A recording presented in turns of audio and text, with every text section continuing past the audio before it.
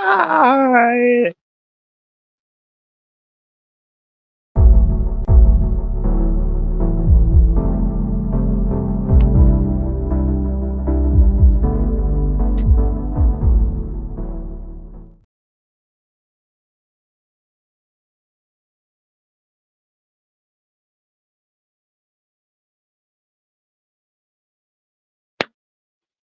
All right, everyone. Welcome. We got one person watching. What's up, everyone? Is Epitasis Joshua here, and if you can tell by the thumbnail or from the title, I was going to initially wait to do this until the sequel come out due to the after strike, which hopefully is about to get resolved. But as you all know, Dune 2 was one of my most anticipated movies of 2023, and now it's one of my most anticipated movies of 2024. So, unfortunately, because of that, rather than just waiting, I just figure I want to go ahead and get this movie out of the way now. Because if I don't do this now, I'm going to end up probably forgetting. And we're doing a live watch party for one of. We are doing. Ow.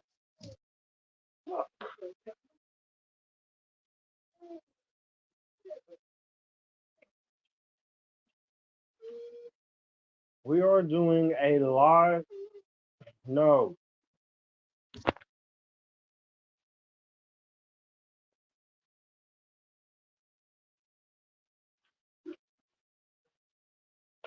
It'd be easier if I have my put the thing.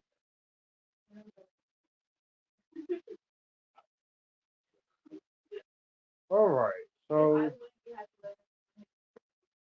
we are doing in a film commentary on one of the best movies of this decade thus far, the biggest surprise sci-fi epic that had no reason to be as good as it is because of its previous adaptation, and one of my favorite movies of 2021, and that is going to be Dune Part 1 by Denis Villeneuve, one of the Oscar winner films. So of course, stars the cast there on the cover. Timothée Chalamet, you have Rebecca Ferguson, you have Oscar Isaac, Josh Brolin, Stellan Skarsgård, Zendaya in here for a little bit. She's only in this for a little bit. So if you come to see the Zendaya, you're gonna have to wait till the sequel next year. And knowing how long this is gonna be. This is 2 hours and 35 minutes long, so we might be here for a while. So be sure to get your drinks, get your popcorn, get your cheeses, get your gummy bears, get your get as much as you need because this is a long movie. I might be a little interrupted a little bit while doing this, but we want to go ahead and get the shit done. So before we get started, if you guys are new to the channel, all my social medias are in the description box down below to my Facebook, Instagram, TikTok, Threads, Twitter, Snapchat, all of that. So it's also, if you like to send any money to my Cash App or Chime, you can do that as well. Also, if you would like to give me anything from my Amazon wish list, which you don't have to, the there the link is down there below. There's movies in there, TV shows. I have a few books. I have some toys, also some memorabilia in there, and some stuff for the channel, of course, in there. So if you like to send me anything from my Amazon wish list, be sure to get in contact with me privately or such. And my address is down there as well. That way you will be able to send it to me in the best way safely. So now let's go and watch this commentary, this movie. But first, let's look at the little clip. And when as usual with the disclaimers, I will say this. If you have a copy of the movie on 4K or Blu-ray or DVD, or if you can find it on Netflix, which is very popular right now on Netflix, and it's also on HBO Max or something, or it's also on Hulu feel free to watch it with me, be able to sync up to the movie. This is a 2 hour and 35-minute long film, so because of that and the YouTube's copyright stuff, I cannot show footage from the actual movie. So if I don't show any footage from the movie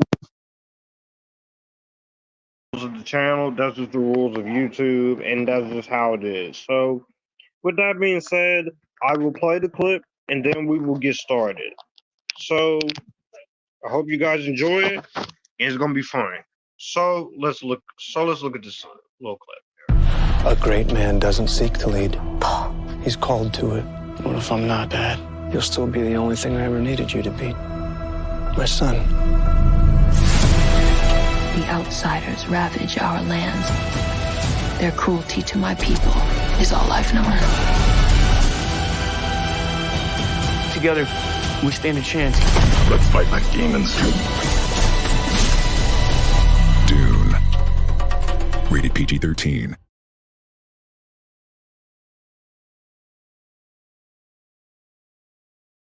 All right, there. So that was the little clip. So as I said there, you guys want to watch the movie with me? Be sure to get your copy, physical or streaming, and I will count down. Like I said, I might be a little interrupted as we're doing this, so and there will be some. And also, you guys, be sure to share this on our social media as well as be able to leave your comments.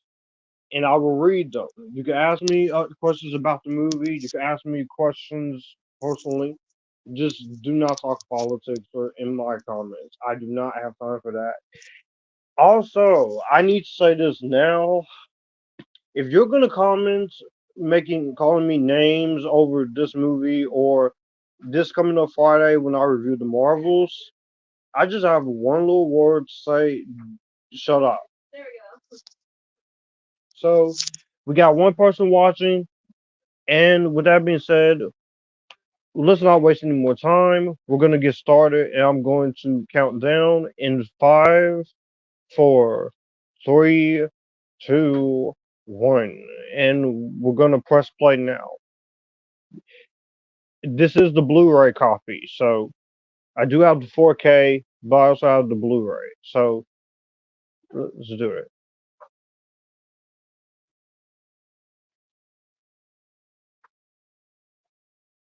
As you can see, it is rated PG-13 for sequences of strong violence, some disturbing images, and suggestive material.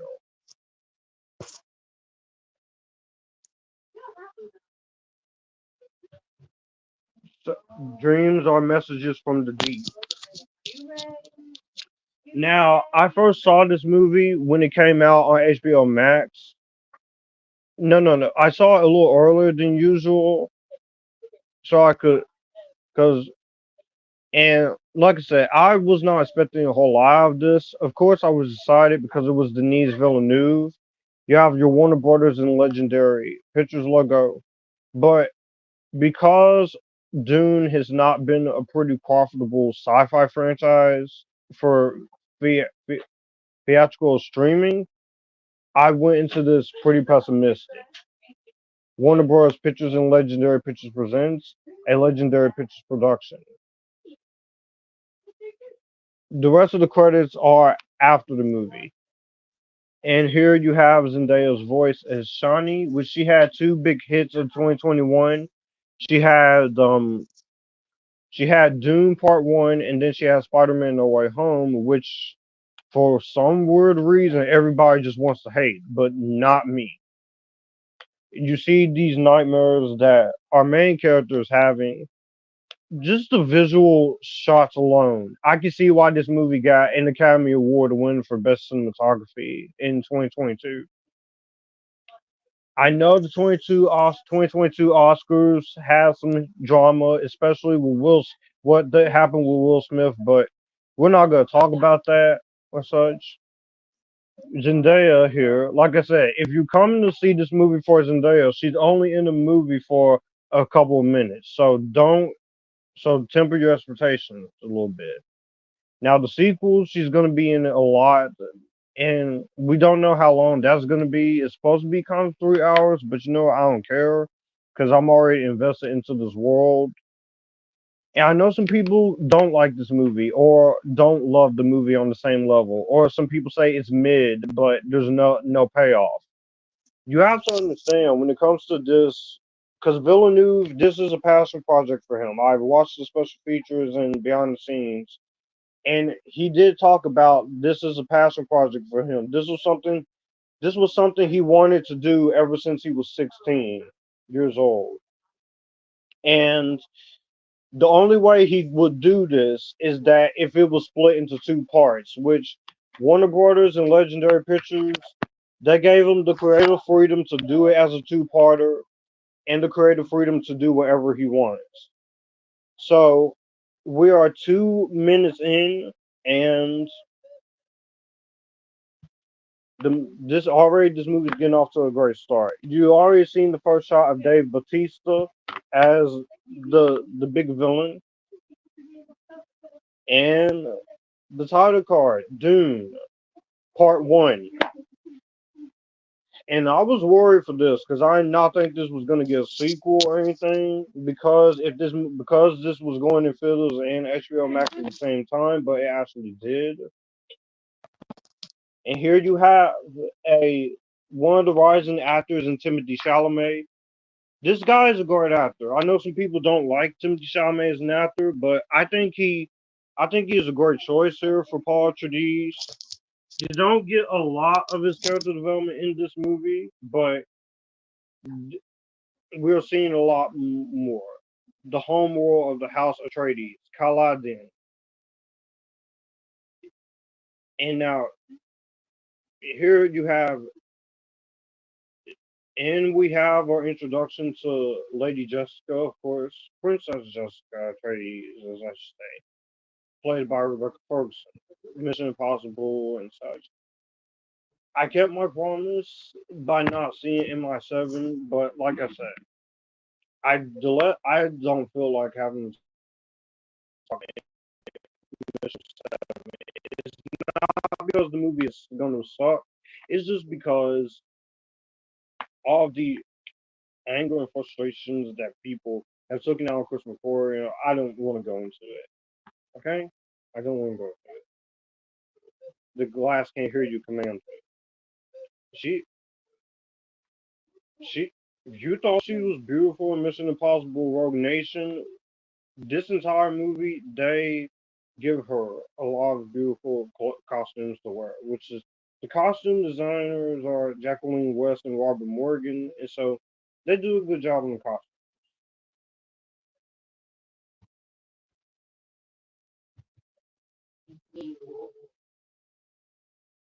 Giving me the water.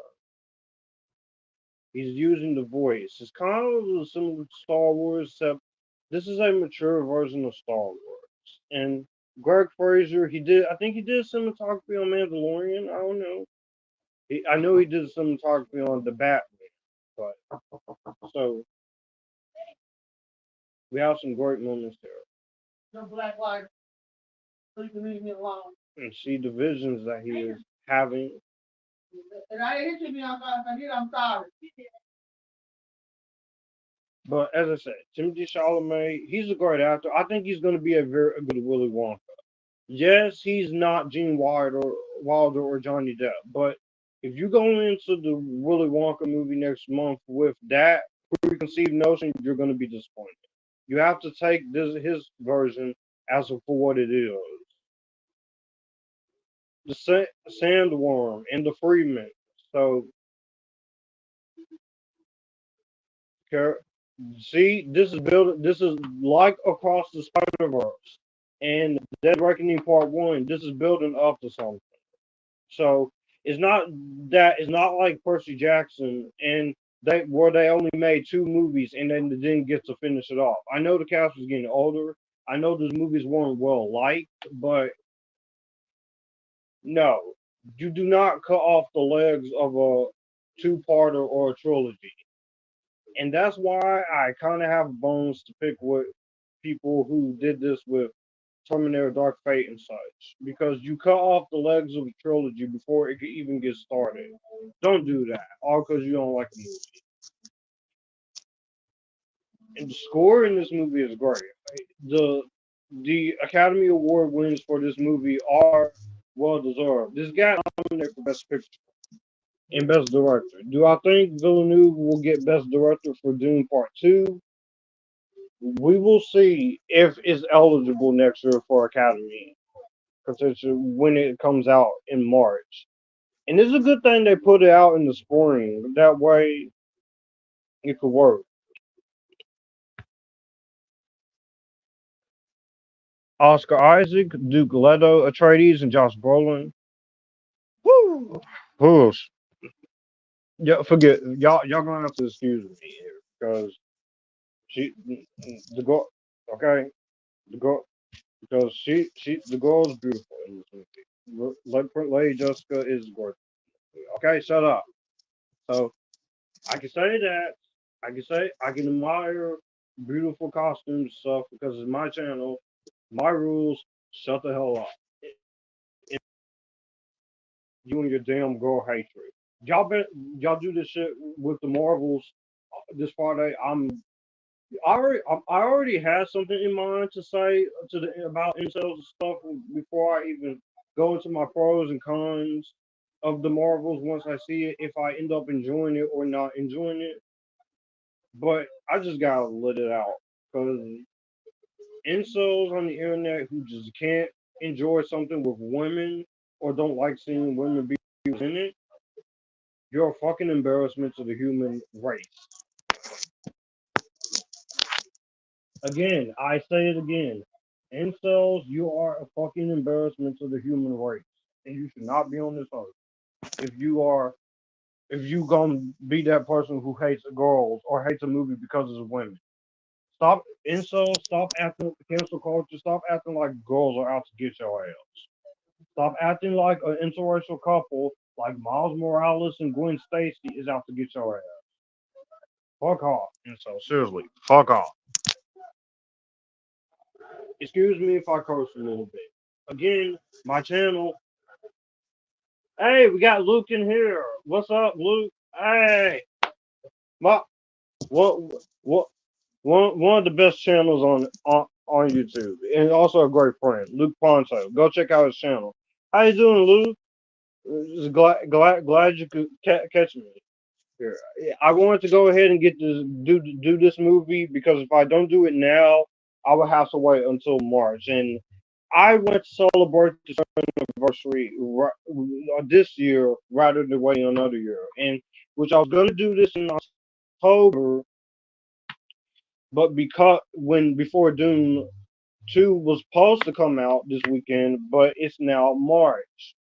Why? Because the SAG after strikes is still happening, and but like I said, we should be getting close to a breakthrough, so these actors can go home and go to work. And just the sound, the sheer sound design, the craftsmanship, the costume designs of this.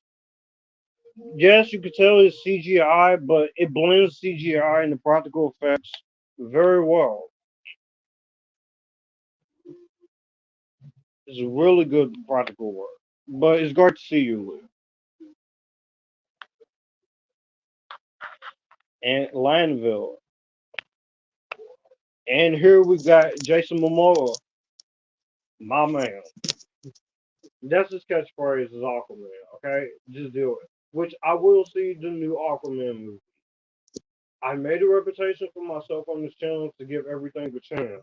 But when people is calling you a killer of originality or a killer of cinema or killer of the theatrical experience, like I have to go through, when I said I wanted to wait till Killers of the Flower Moon was on streaming to watch it as a two-parter, it becomes a bit of a problem.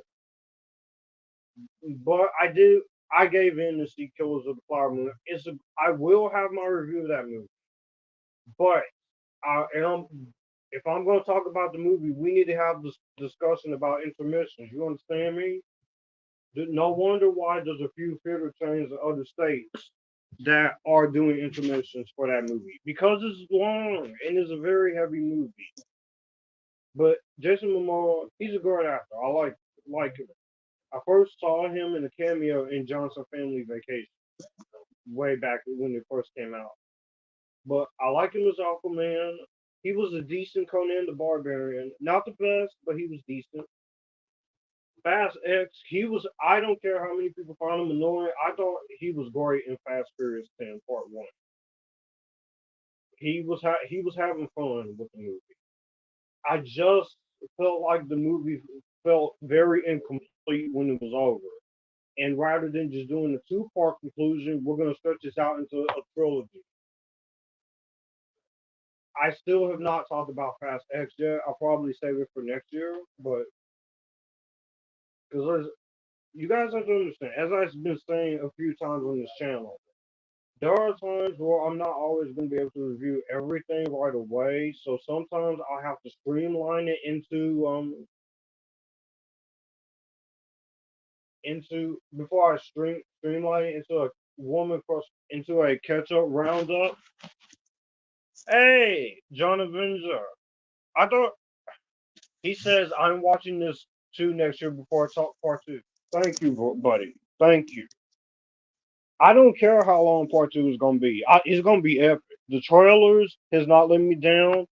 This movie, if I did not love this movie as much as I did, I would not be excited for part two. And Villeneuve, this man creates art.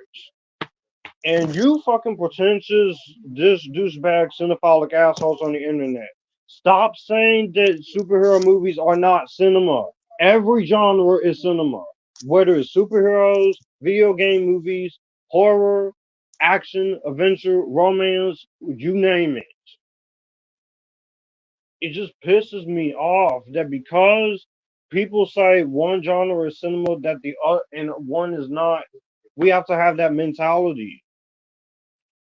I did not expect to see John here or so. Plus, John Avenger is a great friend of mine. Me and him, we disagree a lot on things.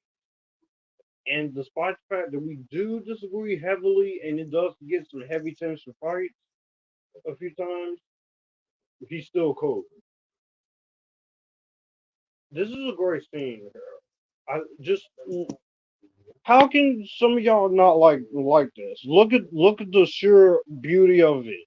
The the practicality, the grass and the trees and the water and the digital intermediate. This is Greg Fraser and Villeneuve and the people who do the digital coloring for these movies at work. Learn what I do. What if I'm not that? What if the future of House of Trades? Then you'll be the only thing I ever need you to be. My son. And I thought he was great in Across the Spider Verse. He's fantastic in Across the Spider Verse. But I need to see the next part of Into the Spider Verse, which is part two of Across the Spider Verse, to fully judge him because right now I don't know what his motives are. Like I said, Across the Spider Verse is my favorite movie of the year because it gave me everything I wanted. I had a great story. The characters were still strong. It did take 20 minutes for Miles Morales to come on, but when he comes back on, it's his show, front and center. It's his show throughout the entire movie. He's not being sidelined or anything. They just gave a little more for Gwen Stacy to do and wanted to open a movie in a different way with a different spider people because it's not just one spider person in that movie fighting for the future of the Spider Verse universes. Is Miles and having to fight to save the multiverse spider people, but also having to fight in the next movie to keep his dad from dying. But if you know the Spider-Man lore in that movie, you know that is what's going to inevitably come.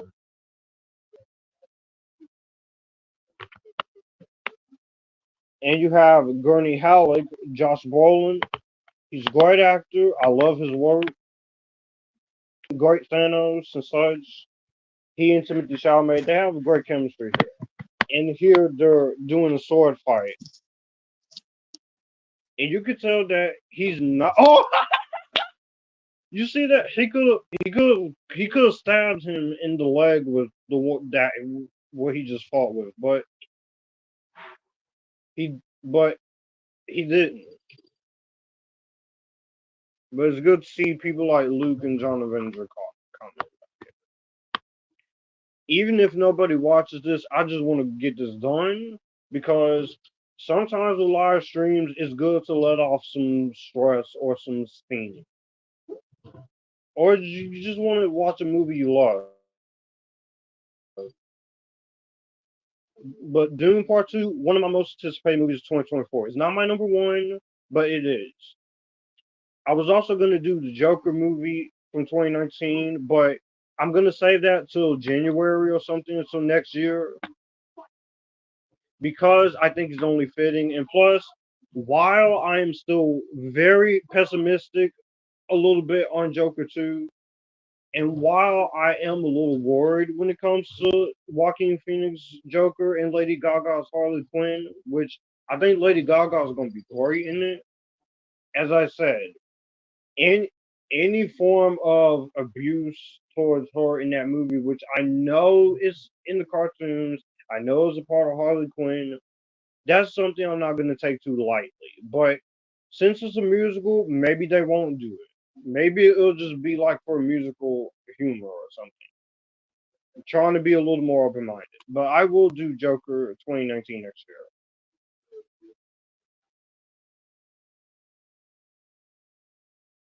For 80 years, Arrakis belonged to House Harkonnen of owning the spice fields. And see, he gives a very commanding performance. Everyone is great in this. He does.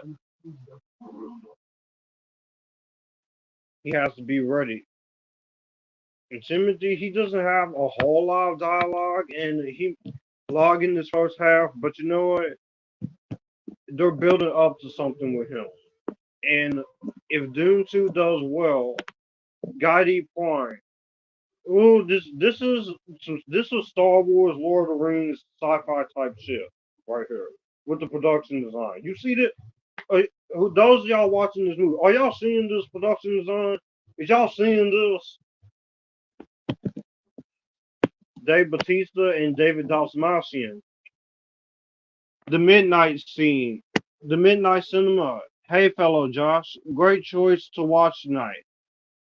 Hey, are you... Hello, Elder Josh. Are you a fan of the channel? You a fan? I'm glad you came. Glad the very first time to see you here. And also doing this on StreamYard and YouTube and such, it just gives me and Twitch, it just gives me the opportunity to just bring people in. And yes, Dave Bautista, he's screaming, but hey, over the top villains, I enjoy villains being over the top. High Revolutionary, it gets a little bit too carried away a few times, but you know what? I still found him intimidating because of the stuff he did to Rocket Raccoon in that movie. Honestly, I'm gonna say he's one of the better villains in the superhero movie this year. I don't hate Kane the Conqueror. I have warmed up to him, but with everything going on with Jonathan Majors and his court case stuff and him, I just think Marvel needs to recast him. Freaking love the Dune. I am a fan, sir. I believe we've spoken on Instagram. You got great work on your channel. Oh, okay, yeah. So yeah, I do know you. All right, it's good to see you. These shots in the rain and such. This is. Oh, thank you. Sorry, no, my mom was just handing me my Harry Potter cup.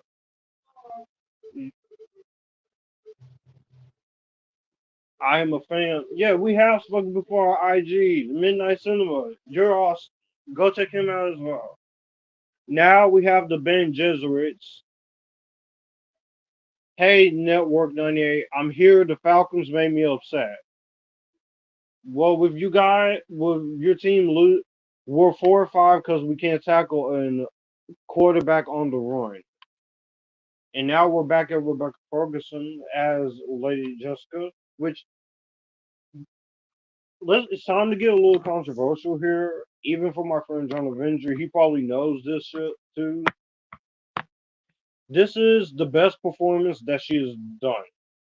I love her in Mission Impossible 5 and 6. I love her in Hercules. She's great in Doctor Sleep and good in The Kid Who Would Be King. Reminiscence, she was not that great in the movie. I thought she was annoying. No, not necessarily annoying, but I just didn't get much out of her performance in Reminiscence. And you reunited her with Hugh Jackman, so there's no excuse. But this is her best performance here because she's having to play someone who is a mother, but is also having her own personal duties. And this is a great sci-fi character for her, and this is a great choice for her. Don't get me wrong, I still have a soft spot for Ilsa Faust, but it's just because of my decision to not continue on with her character. And who knows? Maybe MIH, they're going to pull a cop out and bring her back. I don't know, but some of you people who got very upset with Christopher McCoy over that in that movie, characters need to be able to die. I agree they should just recast Kang. It would be just like how they switched Terrence Howard to Don Cheadle and Edward Norton to Mark Ruffalo. Exactly. I don't think Marvel you should have to ruin what you have because things ain't going right with Kang. Don't replace him for Doctor Doom. Just let Kang the Conqueror stay. Just recast him. And you could tell that she remember your training. Yes, there is some in-sign language and they speak different languages here, but I think overall in this, they went for it. Dune was one of my favorite films from 2021. No Time to Die, No Way Home. I used to be on the bandwagon hate for Adam Sandler, but he's a good person and has a good films. Adam Sandler is a great actor, especially when he's doing his dramatic stuff. He's very funny with comedy, but some of his comedies leaves a lot to be desired. But I love the guys in that, especially in Uncut Gems. I feel like he should have been at least nominated for an Academy Award for that. Because when he's doing serious shit, he's great. And thank you, Midnight. I appreciate you. You're welcome, Midnight Cinema. This is Charlotte Rampling. She plays one of the Bene Gesserits, which she is not pretty happy with. Put your hand in the box. Your mother made you obey me. He has to put his hand in the box. If he takes it out, he'll die. Which I saw this in the trailer. This scared me. What she's doing is she's testing him.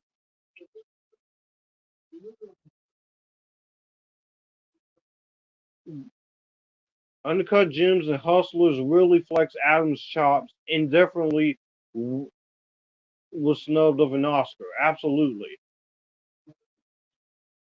No one will get past her. And you see the emotional vulnerability in her face. You see that? That's great vulnerability. You know.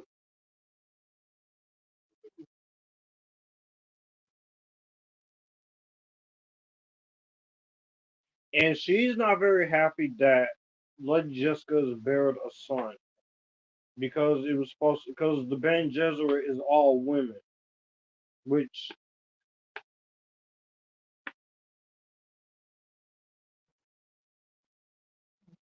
just look at her crying softly. She cares about her son. And he's crying as well, and grunts in pain. It's the poison test.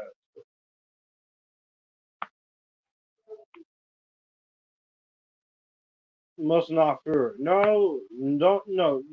What do you mean must not fear? It's okay to cry. Let the emotions out. Let the emotions out. Here is the mind killer. is the death that brings obliteration. I'll face my fear and I'll permit it to pass over me and through me. I heard that the weekend. I didn't see The Idol, but I did hear it wasn't very good. And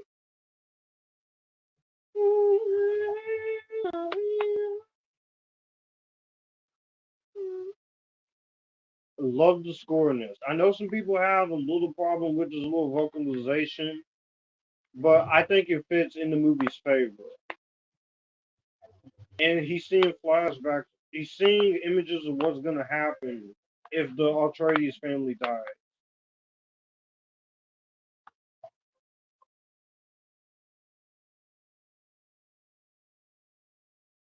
Remain.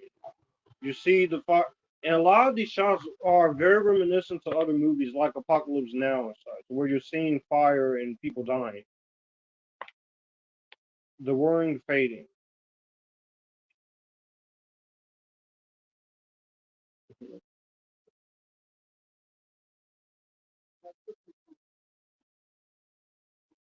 You know, she's good in the movie for what she has to do. Impulse is like an animal. We could not let you live. Yeah, he has a lot of power because you're Jessica's son. You're more he, and that's interesting. I've never read any of the books this is based off of, but I did look up that he does have more than Worf Bork. He has a lot of power. Train him in the way. Little bit of Star Wars reference there. So it's not insulting or anything. I just have to make that disclaimer in the initial review of this, all because you people were comparing it to Star Wars and Lord of the Rings and Mandalorian, and it felt like you was disrespecting it in the tone, but I'm at peace with it. Let's see if some more people have commented. Nope, no more people have commented, but we got appreciate the comments from Luke and Midnight Cinema and then John Avenger and Network 98. So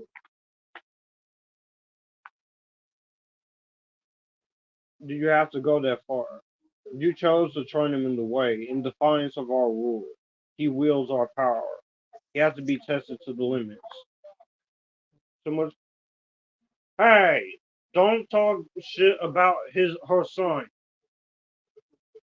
Damn, I kind of hate her. No, she ain't wrong. No, he's not wrong. His sight barely awake, and now he goes to the girl. It's just her son, man. Damn. This is the only scene with her. She ain't got no hope in him. The path is his path has been laid. He's not gonna squander it. And you can tell she cares about her son. With the see, which is something I would like to see Rebecca Ferguson play more often. The someone who cares about the respect of others.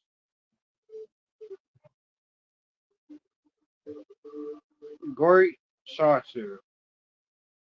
Now, it's too bad there's no audio commentary on this Blu-ray or 4K or DVD because I would like to hear Villeneuve talk about this. But I guess just like Christopher Nolan, he doesn't like to do a lot of audio commentary, which is fine.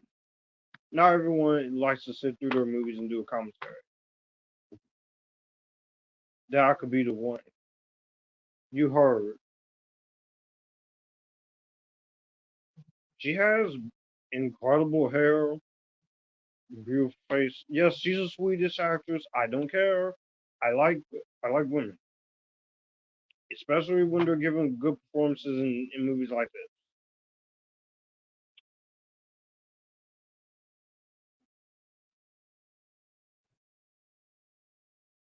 A mind powerful enough to bridge space and time.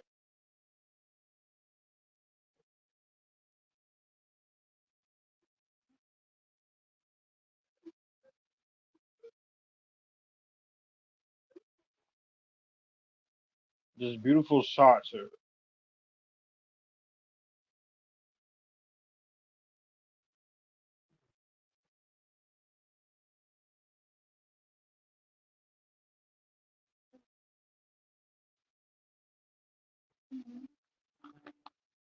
Yeah, but not a lot of comments here. We're just like I said, this live stream is going to be pretty long, but mm, it just came out. That ship just came out of the water. I like that.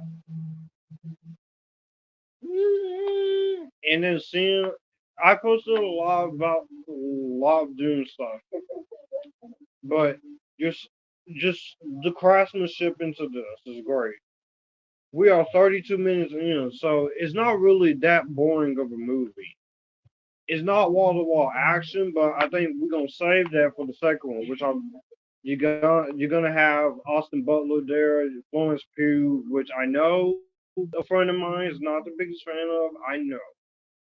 You have Christopher Walken, and then you have French talent Leah Sado joining, and he does want to do a third film. So I know there's a few people who is not gonna want to watch Dune Part Two because it's been pushed back to next year, but you can't blame this with the filmmakers and stuff. You can only blame it on the fact that these strikes kind of kept it from happening. Trust me, I'm upset about it as well. That I have to wait a whole extra couple of months, but you know what? I'm not that I'm not gonna make a big fussy wussy about it because I shouldn't always have to make a big fuss out of everything.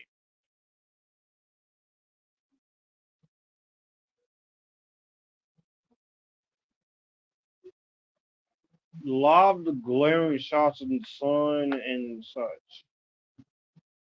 Now they're arriving on the planet on the secondary planet.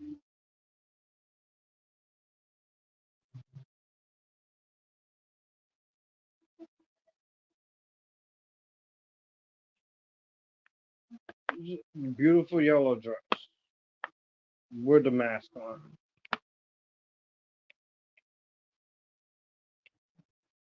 And this is in the way future. So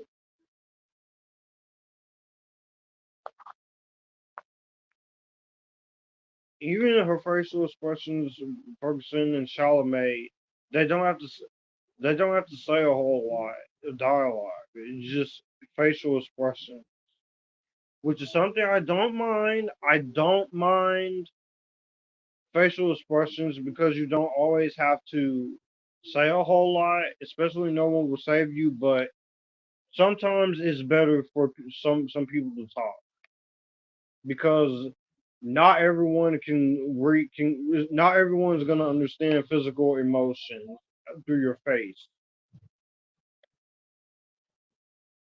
no matter how accomplished or mad you are. My favorite NFL team is Tennessee Titans. They have not been having the best year so far, but I'm rooting for the Tennessee Titans to get a little bit of back, get on their feet.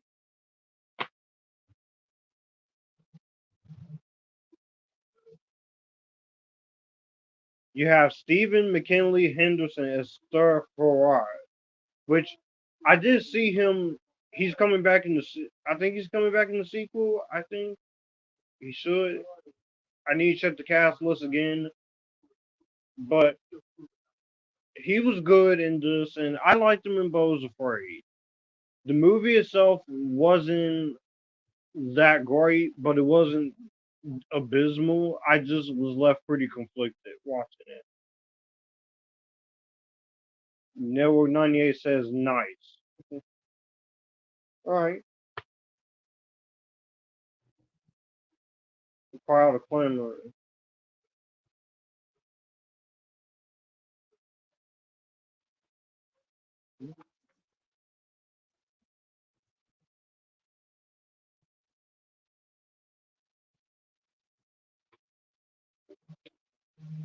I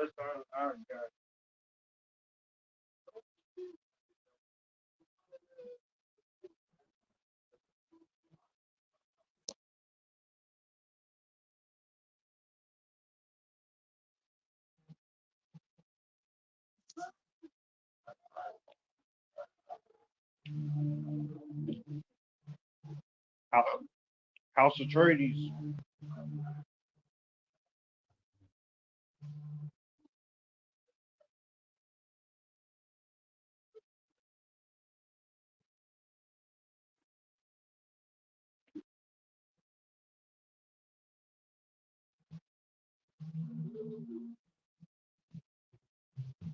Yeah, I just appreciate the world build up that they have in this movie. The world build up is great here.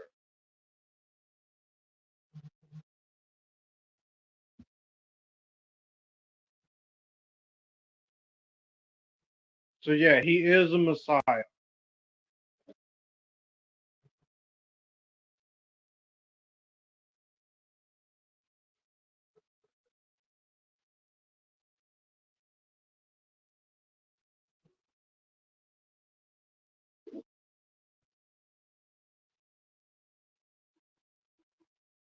38 minutes in.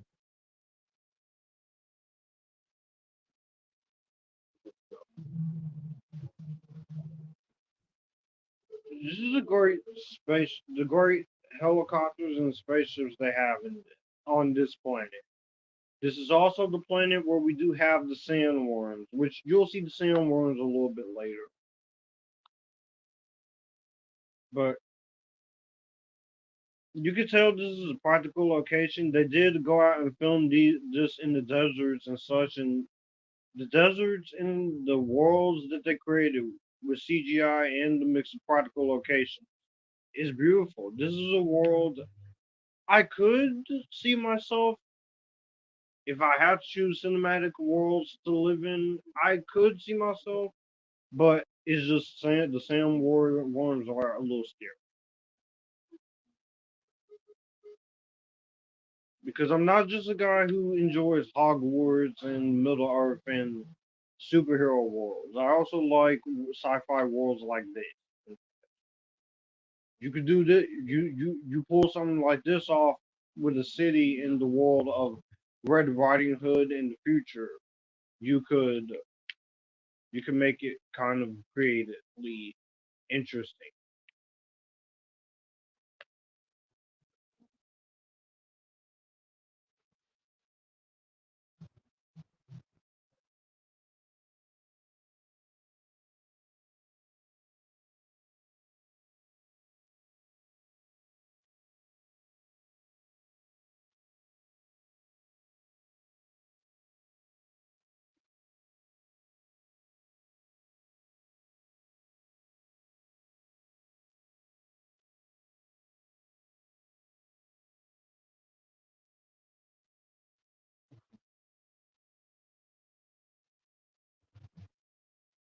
We're 40 minutes into the movie and 48 minutes into the stream.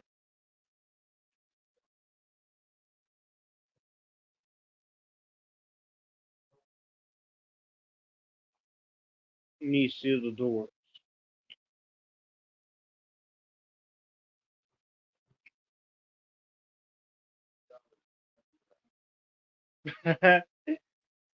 And for a movie that is extremely dead serious, and this is a hard PG-13, there is some comedy in her. There is some humor in her. It's not laugh out loud a comedy, but it's good enough humor for a movie like this. And you see that she's looking at all the other girls with the tattoos, and she's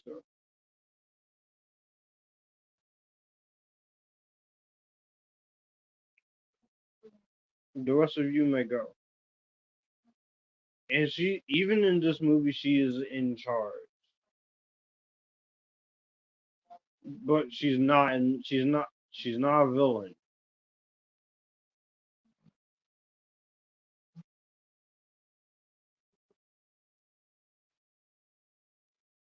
If you mean to harm me, I must warn you, wherever you're hiding, it won't be enough.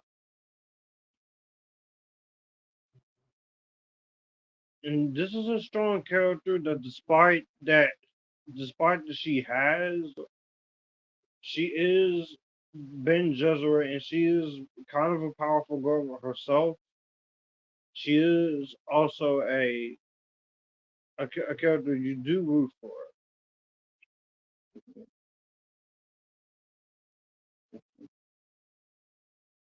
This, and this is a pretty cool knife.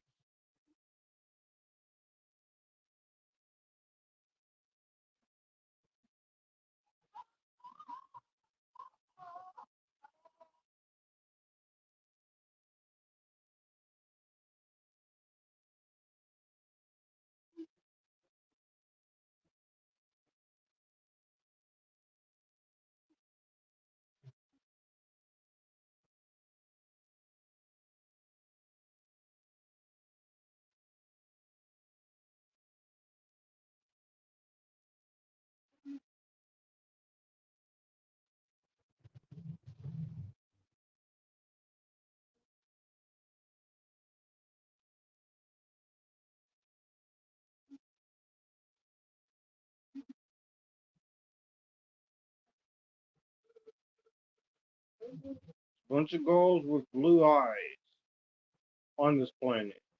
And those are contact lenses and with a little bit of CGI. I know when they was filming these scenes, they have had to been like scorching because it's probably so hot in in the areas of Jordan and such. They probably had to been.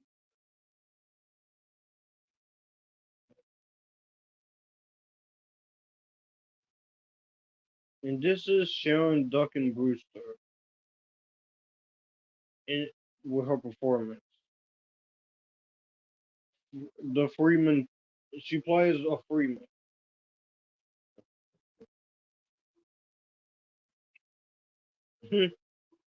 These aren't indigenuous. They can't survive without me. No, I think it's Sharon Duncan-Brewster. Yes, I know in the book nope, no, no, it's not Sharon Duncan-Brewster, but she, I know she's in this movie too, but she does make her mark as well.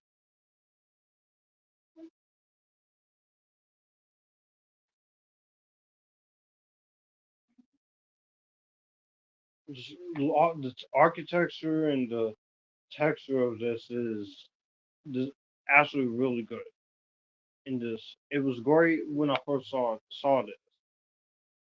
I've seen this movie about 3 times. Seen this movie twice now. I think yeah, 3 times now. This is my fourth time watching it. But watching both this and part two together, once part two comes out to theaters and then Blu-ray and DVD, I want to see how it's going to look as one complete film. I know Villeneuve is going to do. He wants to do a third film, and some people are going to take issue with the third film because one of the books there's something that happens to the main character. But you know what? If you're emotionally attached, if you're emotionally involved and intact, it should be all right. And I think Frank Herbert would be proud of Villeneuve for what he did. Favorite movie from Steven Spielberg is Minority Report with him and Tom Cruise. The guy has a lot of great classic films. Some of his movies I like more than others, and there's very few I'm not the biggest fan of.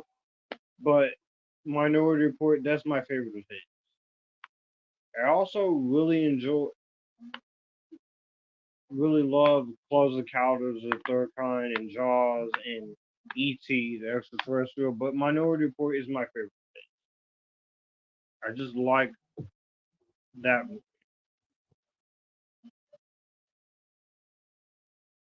It's a bug.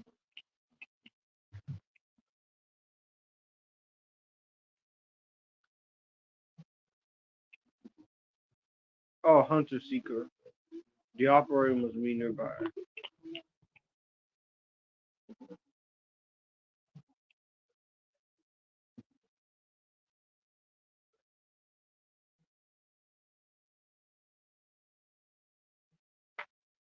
You have my resignation.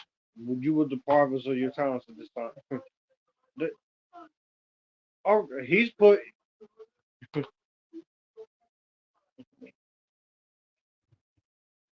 Woohoo! They try to kill his son, Ben Gesserit Mohayan. There's great CG there.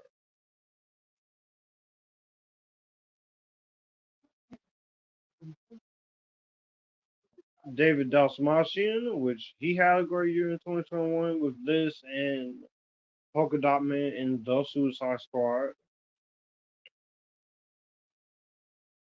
Even under all that makeup, Stellan Skarsgård is still giving his all. Is Vladimir. Also very scary as well.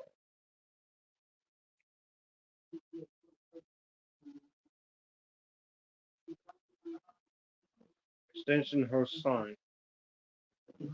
The dignity of exile.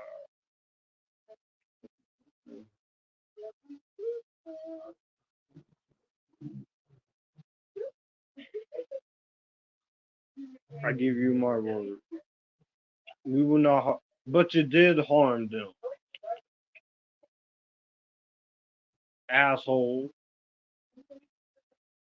Stellan Skarsgård look at the prosthetic, and that's actually suits and makeup effects. That's not CG. That's actually him and all that makeup. Just see, you don't always have to do everything practical. Now, I mean, not everything CGI. You don't always have to do everything CGI. Now, sometimes I understand, especially when you have someone allergic to cats or animals, or you need more horses and stuff, or you need werewolves and stuff, or you're trying to add some sprinkles of enhancements into CGI, but you don't have to make everything like that.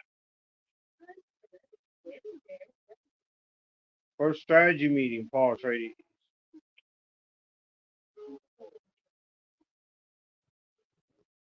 Thanks for the humiliation, old man. Gotta keep an eye. This is great. And see, this is not pointless. This is great world build up. Very good world build up. Really great development and such. Oh, my phone's on 15, so I have to put it on the charger as I do this. But yeah, Eddie, that's my favorite movie from Spielberg is Minority Report.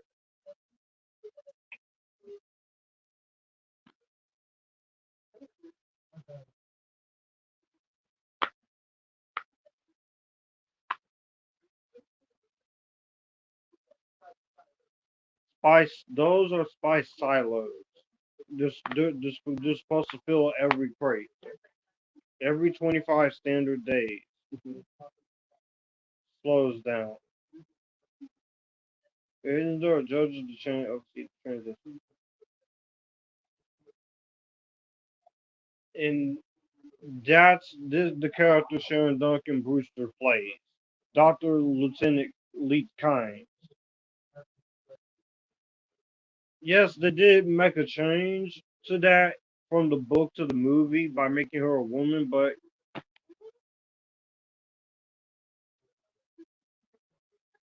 it's not it's not really that big of a change that people are gonna make fun of. So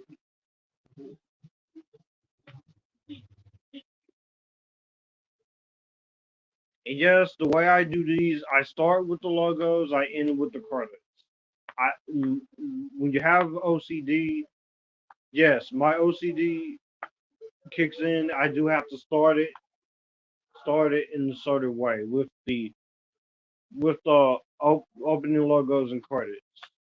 That's how my OCD and my brain works when I watch a movie. I like to sit through the credits, even if it's for a crap movie. But some bad movies, I don't I don't like to sit there. We're 51 minutes in, so it is a slow paced film. But It's well done for a slow pace. We got an hour and 43 minutes left. So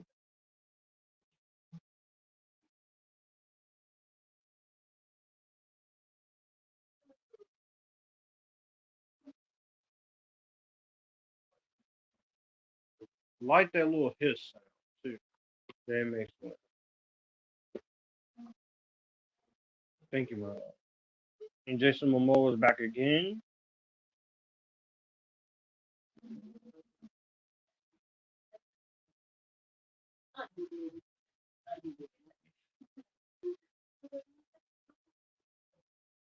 Josh Bro no. No, not Josh Brolin. It's just Jason Momoa. He's not in this as much either, but I think he's great.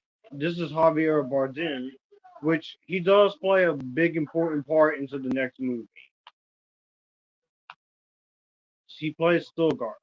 He's fantastic as Stilgar for the small amount that he's able to do in this. But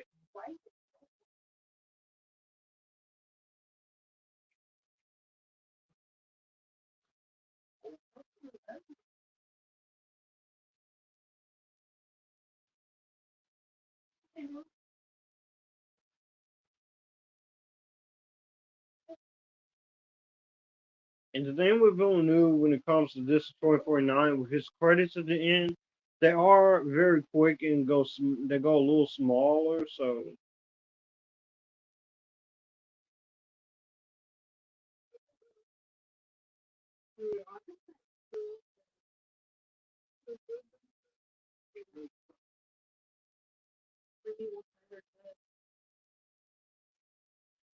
the grant I give it and ask for nothing. I do not seek or see it trespassing our land.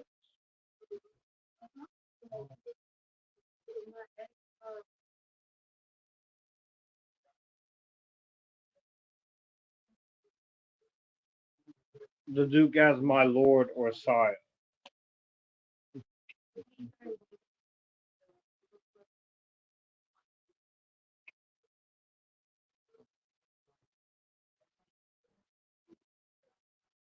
Yeah, Oscar Isaac, he's not in this movie a lot, but the guy is a great actor. He had this in Scenes from a Marriage, which was the HBO Max 5-part miniseries based on the movie of the same name. You had him and Jessica Chastain play a husband and wife in that show, and they were great. They've been great friends for as long as they can, so long. So they, they trusted each other with that show, especially in some of that shows, that miniseries most intimate parts and emotional parts.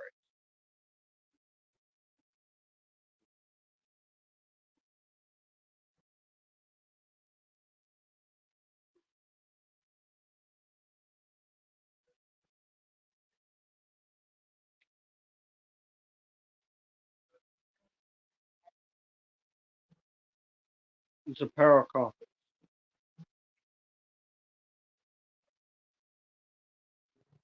I'm gonna be right back, guys. I'm going to get me something. Okay, be right back. Not gonna stop the movie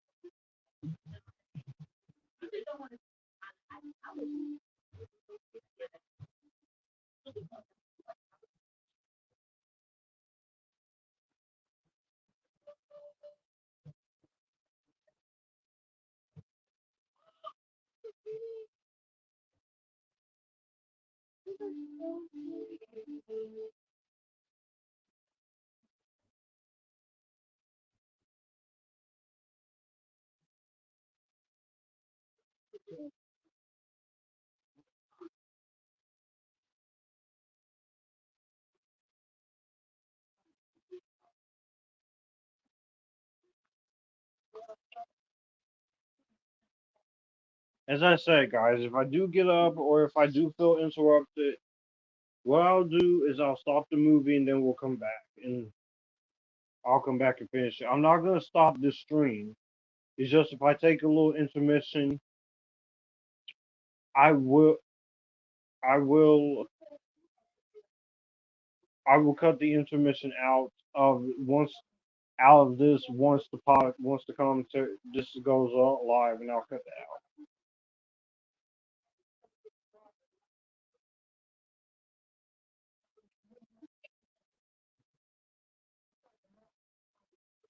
And this Sharon Duncan-Brewster, and there's the suit.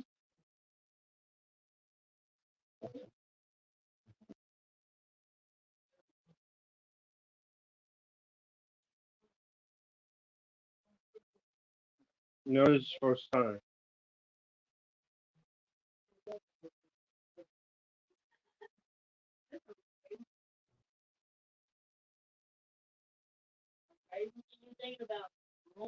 You shall know your ways as through born to them. And you can tell Villeneuve, he wanted to put as much heart and passion into this.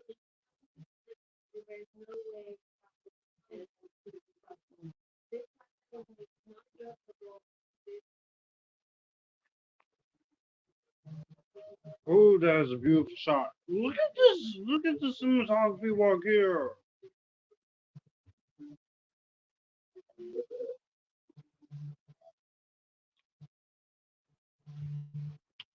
I've only seen the movie version of Friday Night Lights, not the TV show.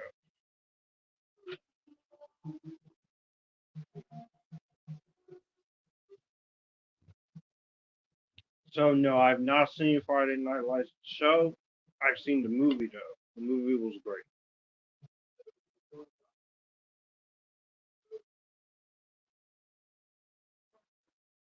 Worm territory, sandworms. Watch. Look at all the deserts and dunes, and the sand dunes. Shit. Oh my god, this is beautiful. You could hang any of this. You can hang a lot of series of shots of this in a museum. Anyone who says cinematography is terrible in this movie, I don't know what you talking about.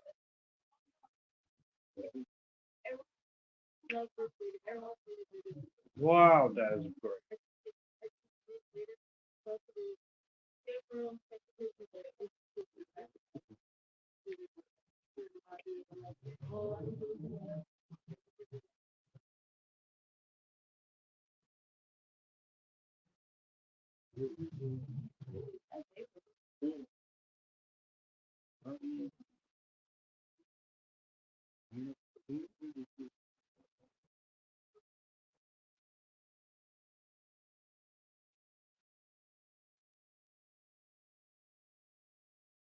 If you're patient, we should see one. They're drawn by Richard McNoise. I like that one. It attracts the worm.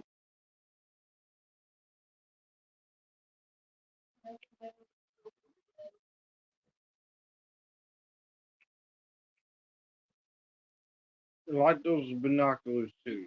It's a cool way of having binoculars. That's a big worm.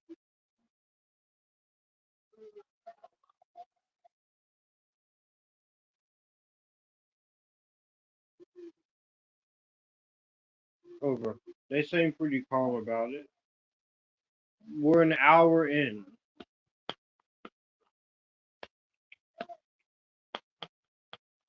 This spotted worm, one side confirmed. Stand by for contact. Good.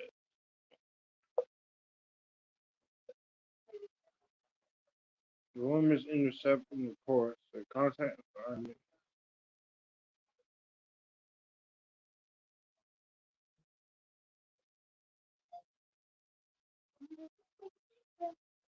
Also, what do you guys think of this curtain here?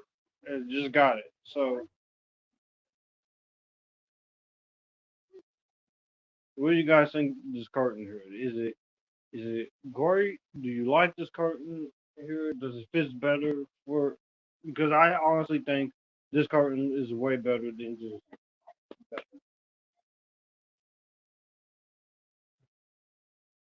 Thank you, Eddie. It is a cool curtain.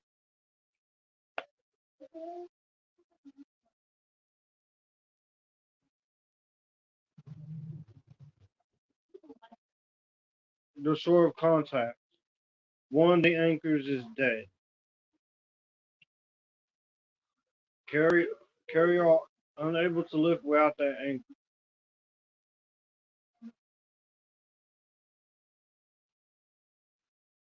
And gives an update. We won't make it. We'll have to evacuate.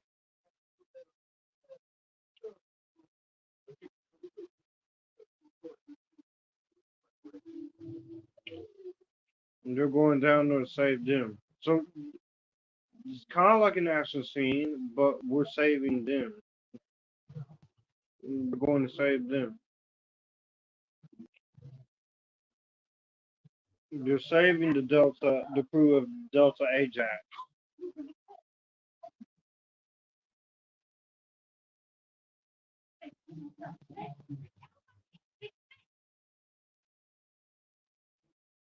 Shield generators weigh 100 kilos.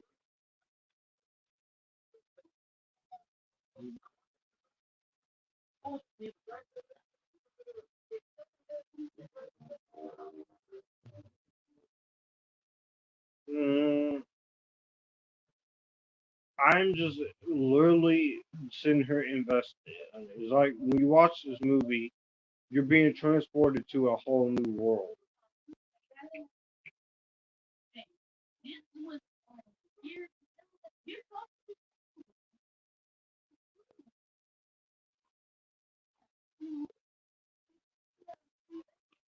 This was the shot you saw in the first trailer with him looking at the sand.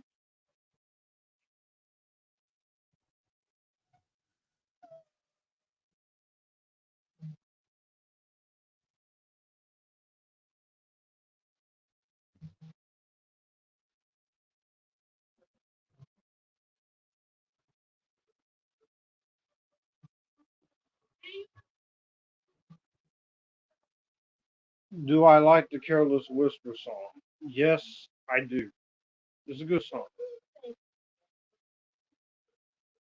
It's George Michael, so obviously, yeah. Wham.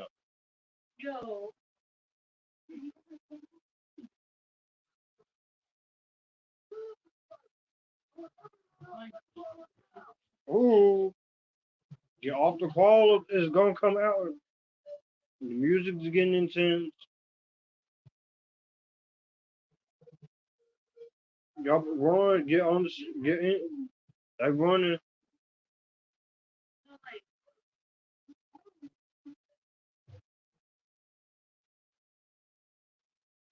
Oh,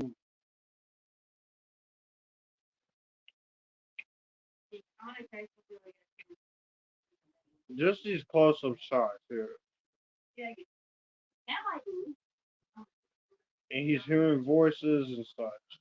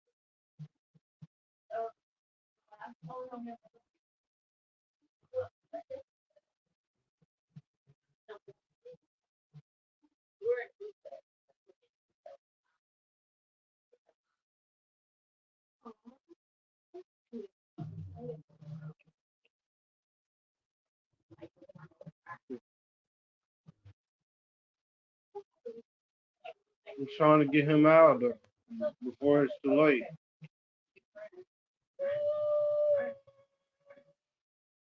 Don't worry. Eventually, he's gonna get caught by a sand worm, but not killed.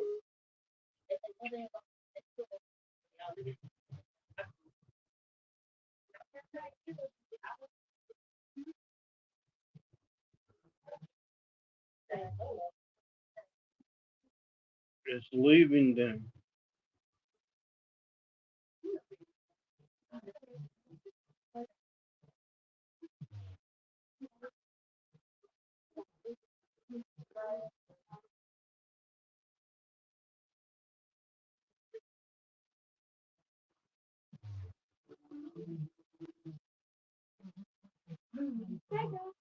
All right.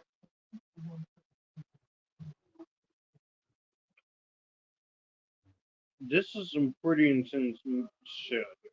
It, the sandworms eating the entire thing. We're gonna see more of those in the sequel because I think those are cool.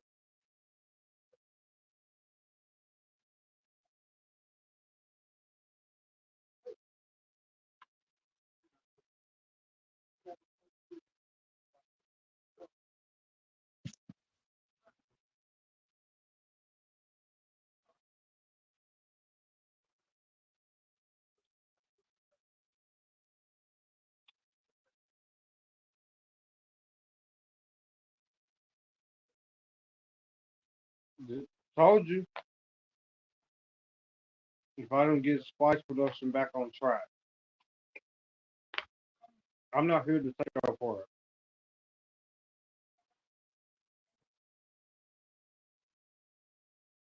it. All this world up and stuff, it might be too much for people, but I appreciate the world built up in this movie.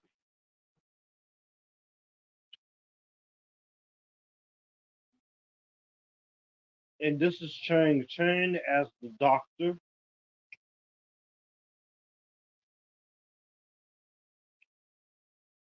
And once again, she's back. Rebecca Ferguson. Damn, she's gorgeous. Like, that's all I gotta say. She is gorgeous. Literally. That's one thing that John Avenger, me and him, we can agree on is that she is beautiful. She's really pretty. And she's very talented, too.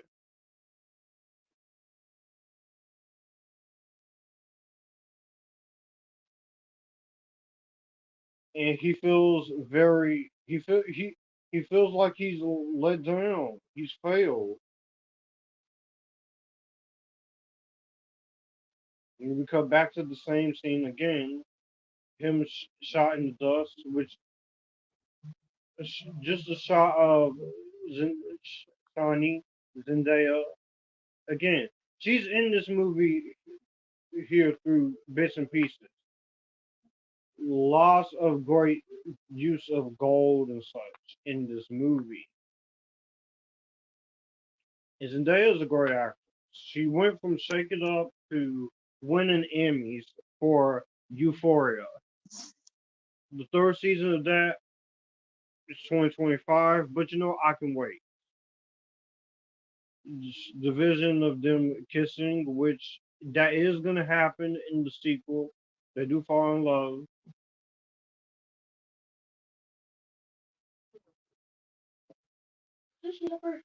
She's downstairs. No. Hmm.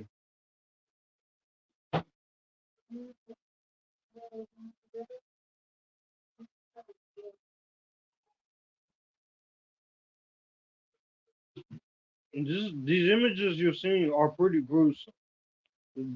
Him being killed and such. He thought he saw him die, but it wasn't his death. And then the image of Rebecca Ferguson, she's going to be giving birth to a baby, which that is supposed to be that is in the second movie.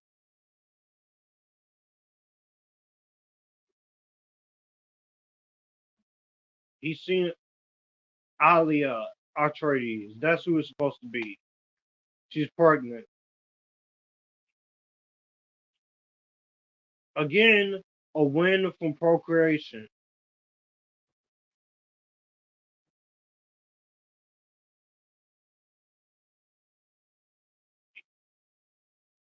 I love the chemistry. This is why I said these two were the best parts of this movie. Even though you have a great ensemble cast, I think these two sold it. They're singing with their throats in a sci-fi way. They're painting red on blood on their forehead. This is Apocalypse Now like cinematography. The blood in the water and how many people is dying. This ain't holding your hands. This is showing you some intensity. That's what I love about this. This movie shows you some intense moments. We're an hour and 13 minutes into the movie and we ain't even got to the last half of it.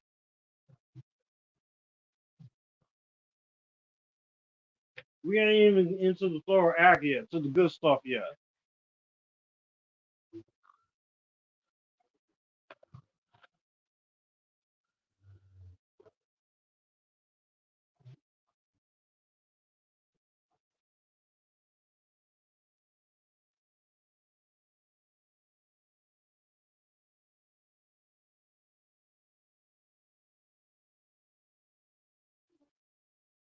Every time she's crying, she is beautiful.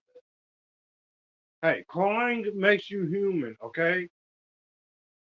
I don't cry a lot when it comes to movies. I don't. And yes, I do get judged for it and I do worry that if I do cry on a camera, it will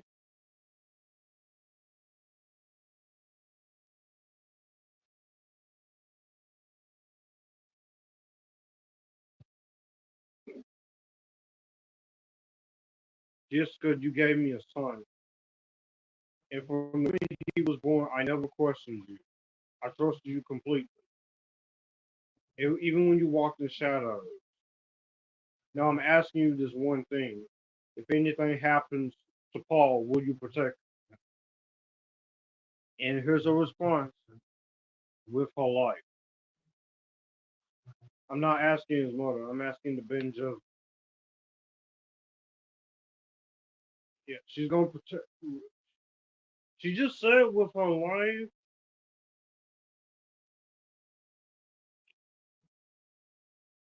because she's gonna die. You're gonna lose the man you love,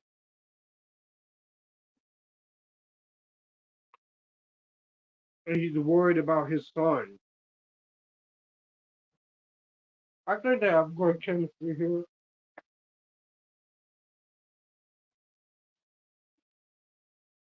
and it's gonna cut to it. He's about. We see Timothy here, and then Chang Chen as the doctor once again.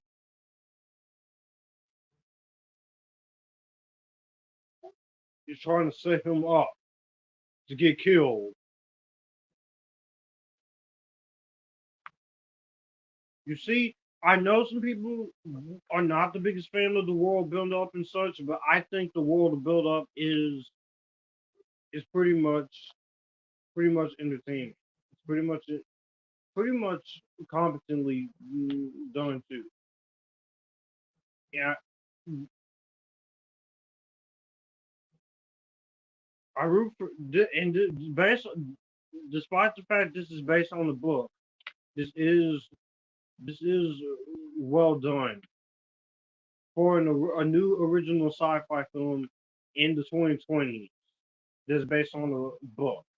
It works as a new original sci-fi franchise property. The creator, I know some people loved it. I know some people hated it. Some people are in the middle. So I don't know if I'll watch that movie. But it's not our fault the movie bombed. It's a lack of marketing and because the actors couldn't promote it. So it's the strike's fault and the marketing team's fault because they don't market their movies better. At least this was marketed really damn well and has a lot of potential behind it.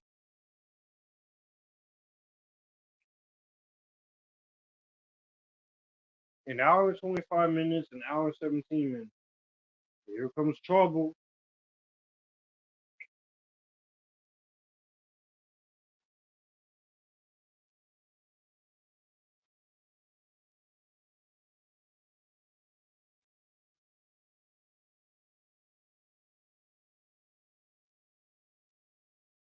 In Villeneuve, people say he can't shoot action scenes.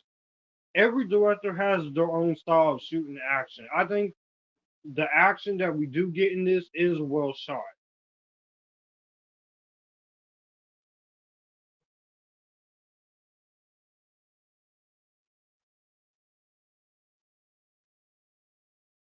And you can tell she's been killed, and you do see the blood there.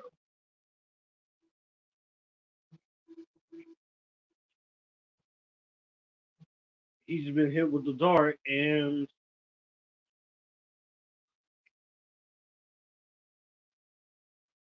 oh, that was. And now he's about to be kidnapped.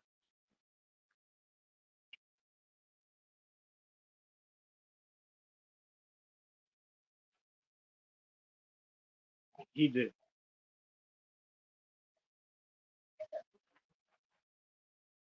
So the shield's coming down. The shield is coming down, and so Josh Brolin, them they finna get involved in the action, get everything off with guns off the ground. Go. Just look at all these people running to battle. Whoa! Ooh. Villeneuve, he said, I'm going to save some of the action for the last first half of this movie. I think he's a great director. He gets great stuff out after, and he gets great action.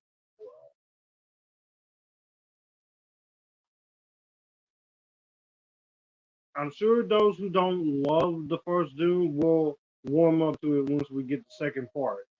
It takes some rewatches. Maybe y'all won't warm up to it, but this is more for me. Boom! Oh, ah, ooh. They are fucked. Like literally. The force fields and it's coming to, oh no. Oh no. Oh no. You see that? This is how you shoot action in a sci-fi movie. This is a great sci-fi action shot in here.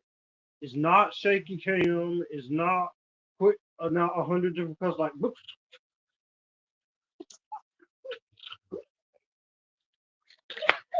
It's not none of that. I can see what's going on. It's at nighttime too, so Greg Fraser he knows how to shoot nighttime action. He puts lights. There's a good lighting in there. Now, I must say the Blu-ray of this is great. Was great.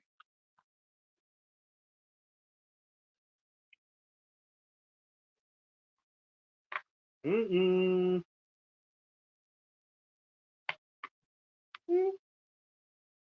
Ah, I love this music in this.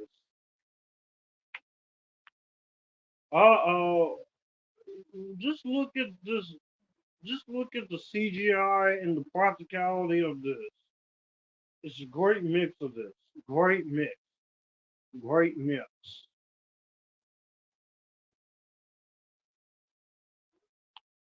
That's right, uh-oh. Woo! You see all those guards, they're synchronized and they go in order. You know what that reminds me of? The Lord of the Rings, the Two Towers, and the Helm's Deep, where all the people with bow and arrows, including Legolas, they synchronize, they all go at the same time and shoot their arrows. But this is pretty bad for Atreides. Surround the car. Surround the car. I like good world build up. Then we can get to the nitty gritty action part of this journey.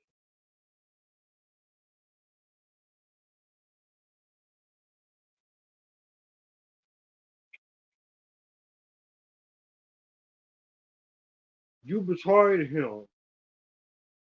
He betrayed. He made a bargain with the Baron. He betrayed them.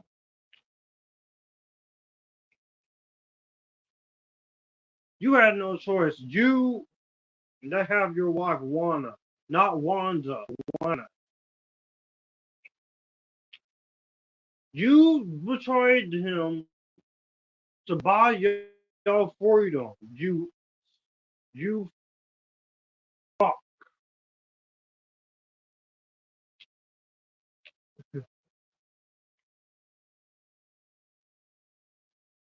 Ah, you just you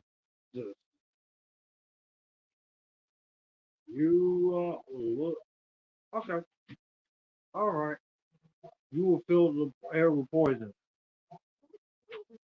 Those of y'all who are still commenting, like Network 98 and the Midnight Cinema and John Avenger, I appreciate y'all. Or Luke, I appreciate y'all sticking with me with this movie.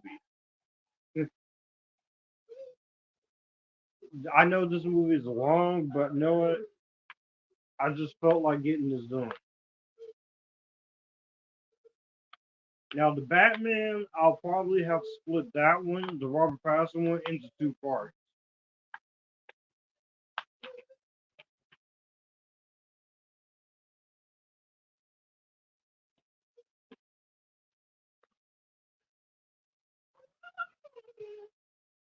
Now I'll go play it.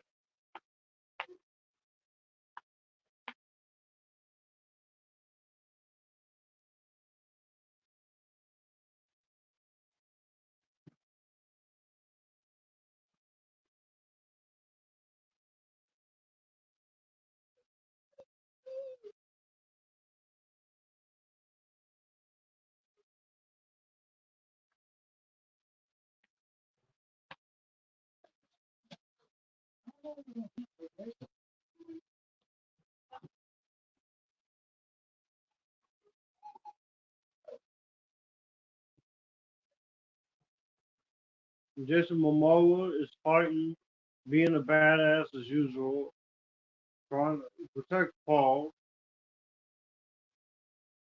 realizes that he's not in his room, or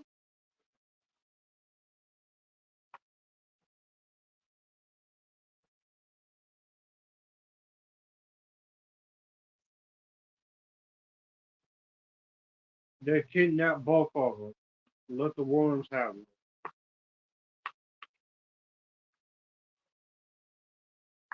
Oh, you ain't cutting nobody's throat. You can say we didn't kill them.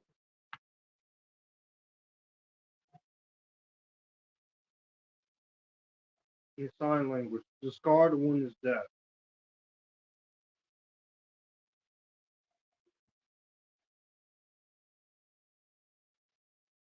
We kidnapped them, and They both gonna.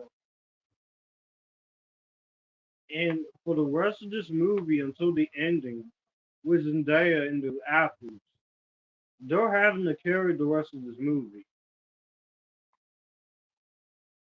Jason Momoa is still out there, still looking for him.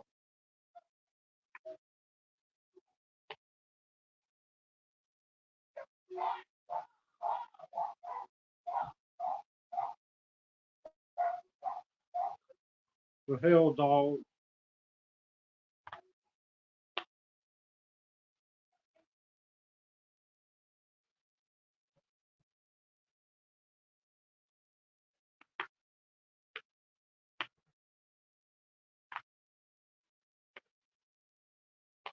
Mm-hmm. He's going after to look for it. All the destruction and stuff here. This is insane. And it shows you that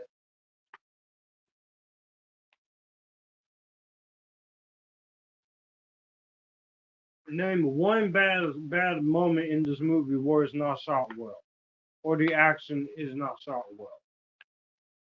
Those of you who don't like the movie. And plus, this is Villeneuve's second time having to shoot action sequences on this scale like this. besides 2049. 2049 wasn't much action.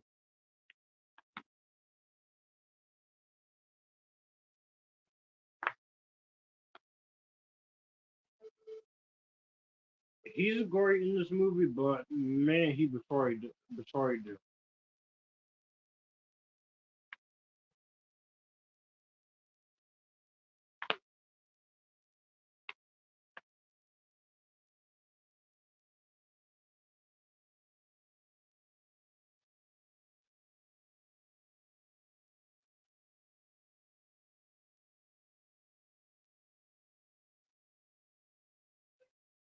Ben Judgment ain't all horror. And you see that, oh no, he's trying to feed the kid to the worms and give her a long goodbye. Don't you dare touch my mom. Don't put your hands on him. He's trying. You are not ready. Remove her gas.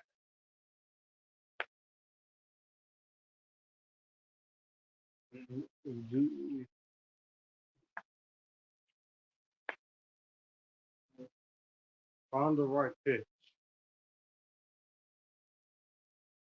He has to use the voice to get free. Before enough. Throw the ball.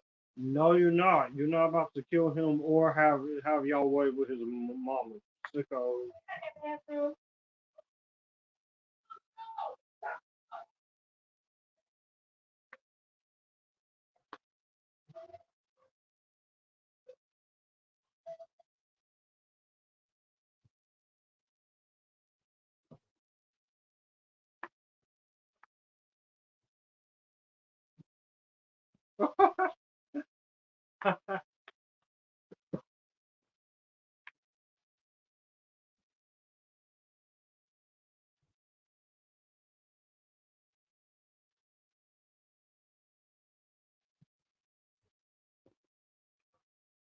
No.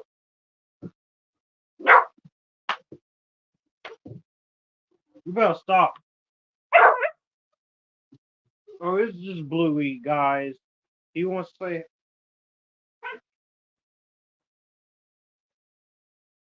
his pitch was too forced.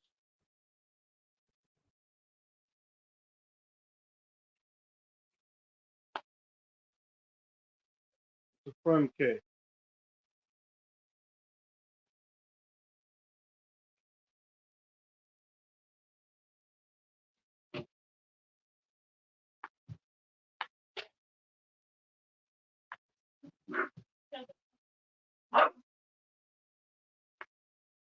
They're on their own. Now we're 39 minutes into the movie's halfway over. It's a great shot. They're seeing the destruction.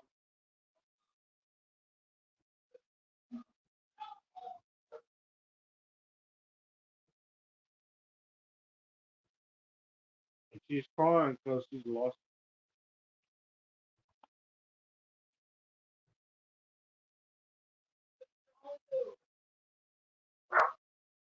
An hour and 30. We only have 63 minutes left of the movie.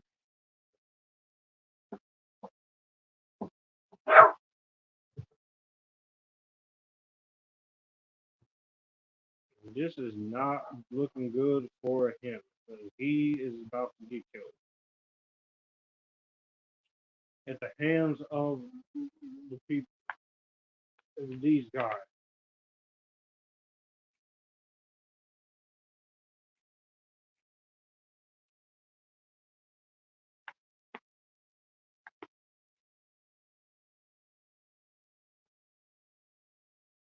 Don't worry, guys. You don't see anything. It's PG-13. He's just sitting there eating like ugly, uh, like an ugly monster.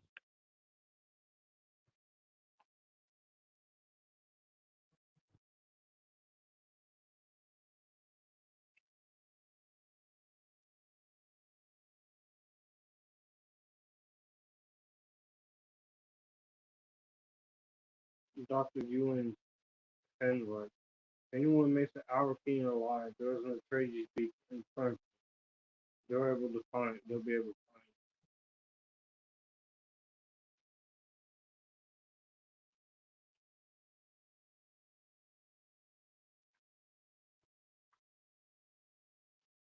Charter.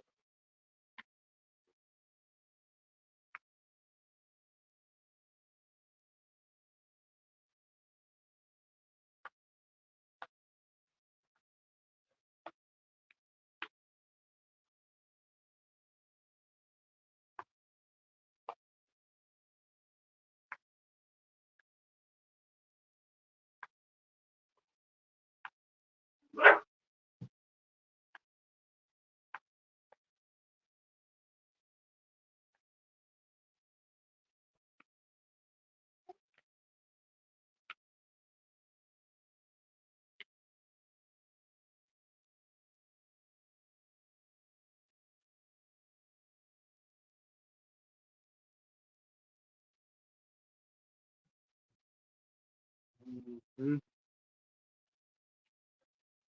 South 7-3. Kill.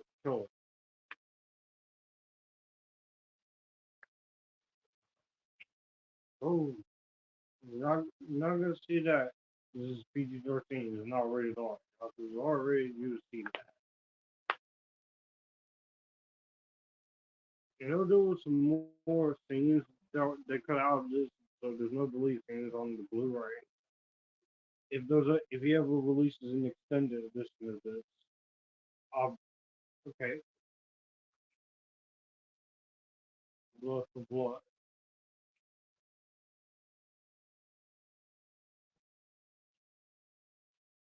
No, they're not. The hassle and the bloodline ends forever.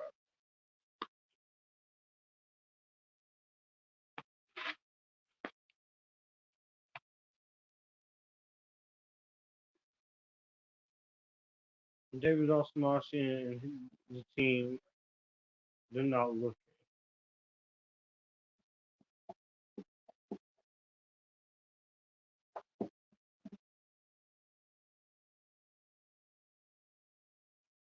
Here I am, here I remain.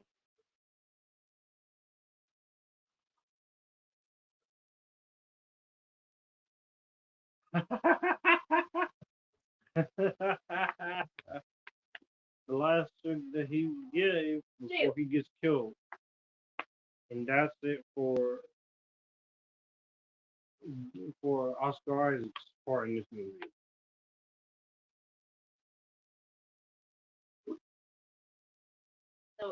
She's soft.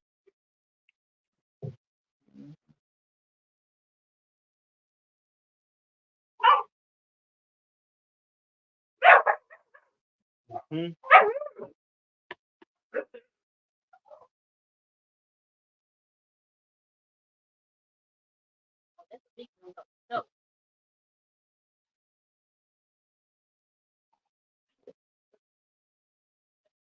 Now he's dead.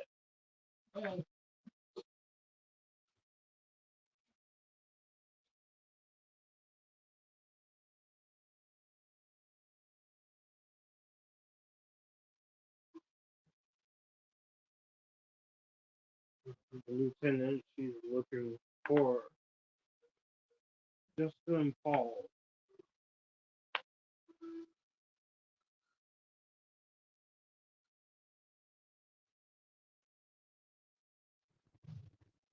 This is going better, a lot better than I thought. An hour and 46 minutes, and we still have some half of the movie left. We're gonna finish on time. The Lance Rod, how we will betray it.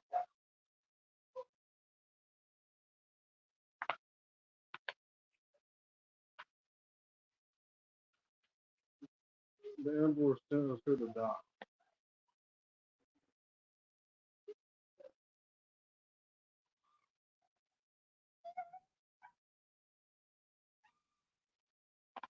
And that's end of David Dastmalchian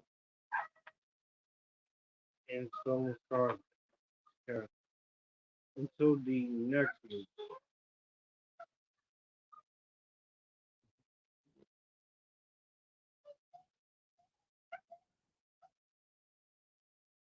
So that's the story.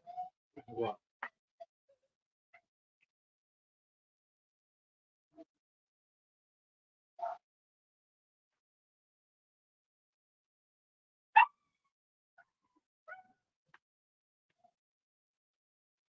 Fighting the tent,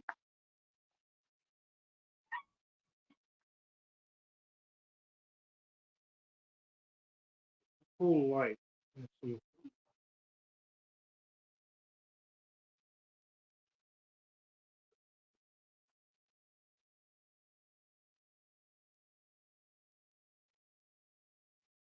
And he's seeing more visions of Shani and the part that he has to take part in is he's the chosen one. Voices whispering indistinctly, Zendaya smile.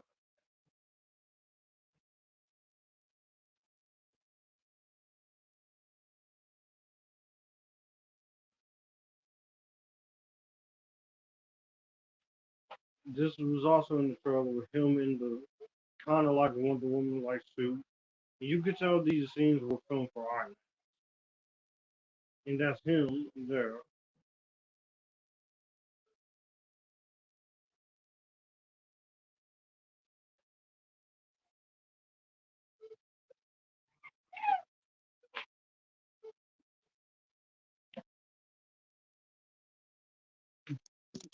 The music is also pretty ominous, scary too.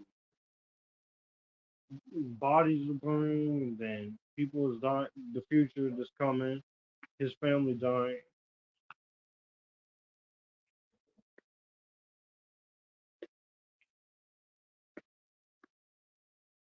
Timothée Chalamet, he's giving it his all in this performance.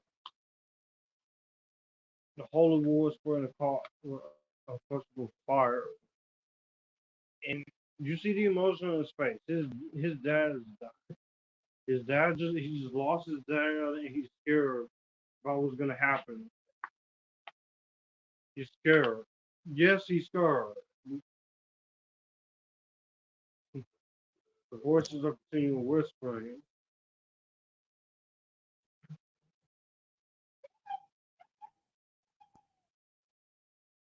Someone help me, please. He said it's coming. The holy war spreading across the universe. Unfortunately, a fight in his father's name. He is great in this movie. A war in my name.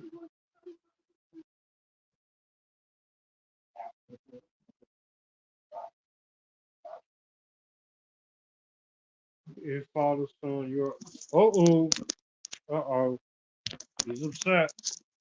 This scared me a little bit. Okay, he didn't have to yell at her, but I get it. He's scared.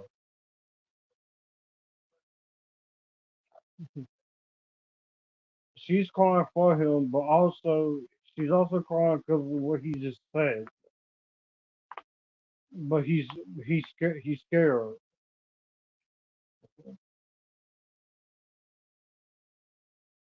And she's trying to comfort him because his dad is gone, and he's scared.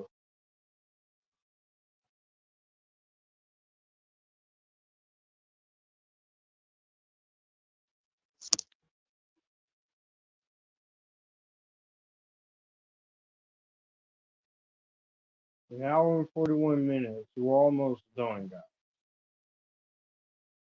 Woo. And this movie ain't that long. Yes, it's a slow pace. It's a slow build up, but that's the point.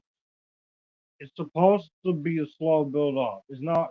With this being the first half, you're not gonna have a lot of action. So you do have to know what you're getting yourself into.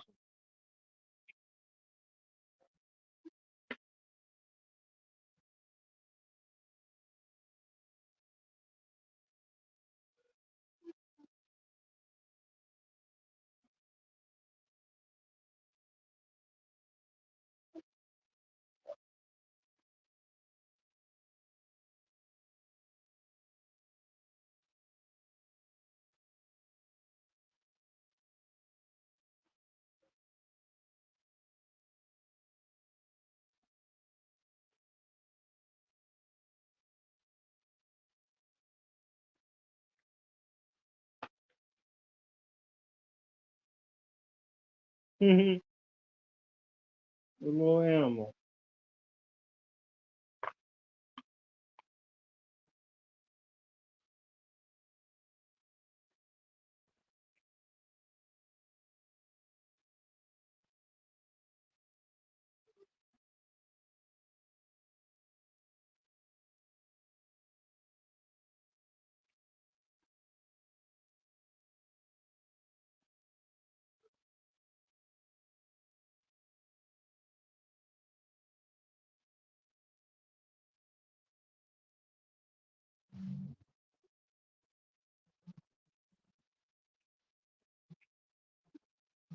And the save. Duncan. And as I said, these next couple minutes until the end is having to be carried by him and Rebecca Ferguson. And they both do a very good job in it.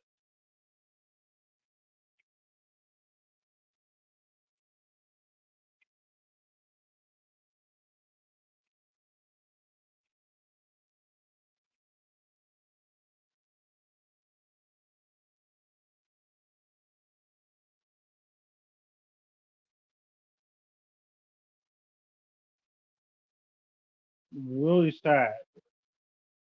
But we're still having these characters grieve.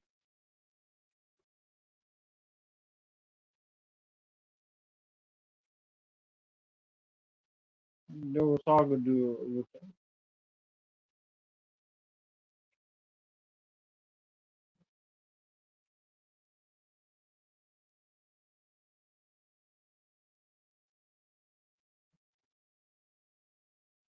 forbids me from saying anything at all.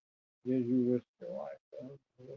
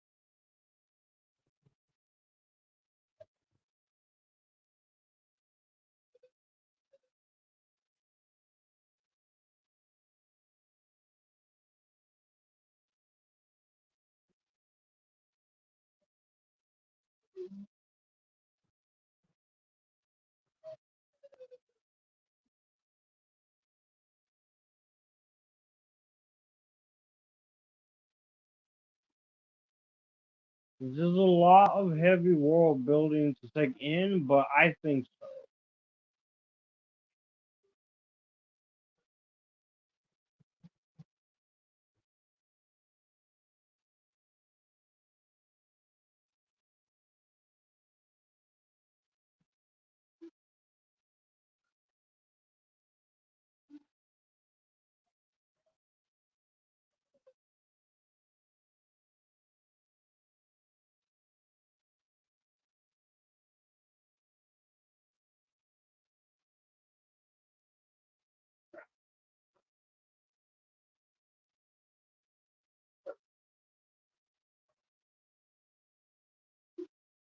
More Javier Bardem.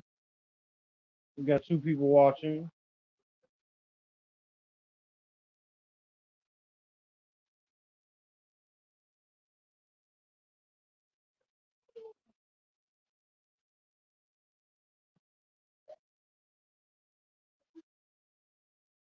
Picking them off one by one.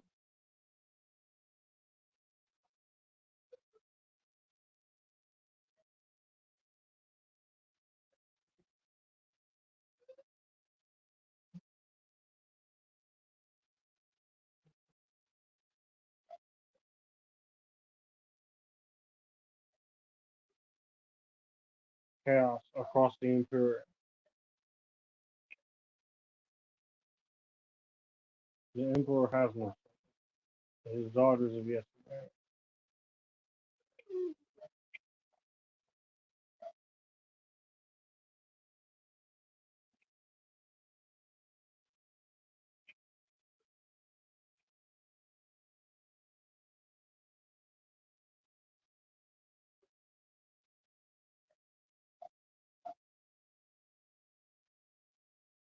We will lead them to paradise.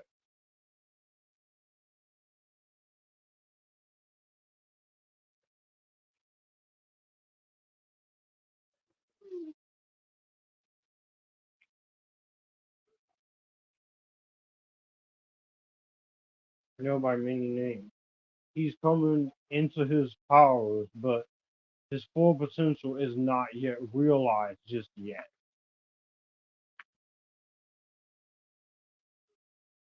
I could make a paradise of Arrakis with a wave of my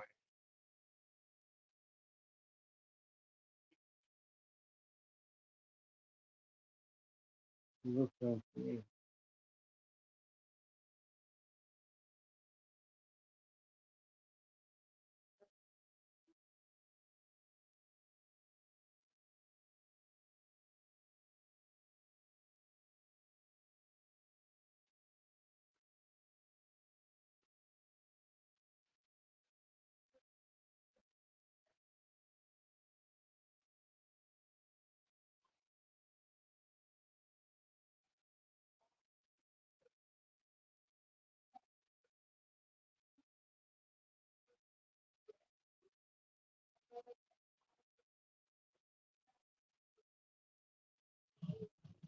Ooh,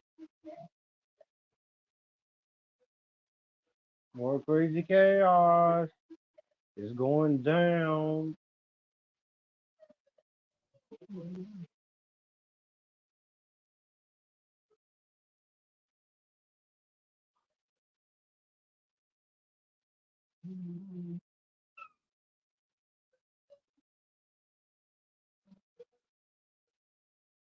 And this is where she and Jason Momoa is about to give their life.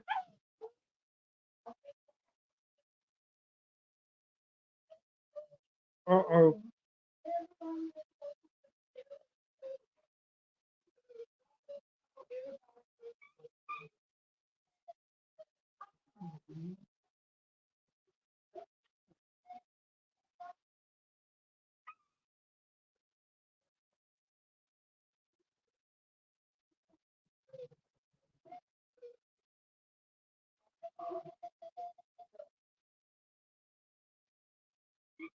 Uh-huh.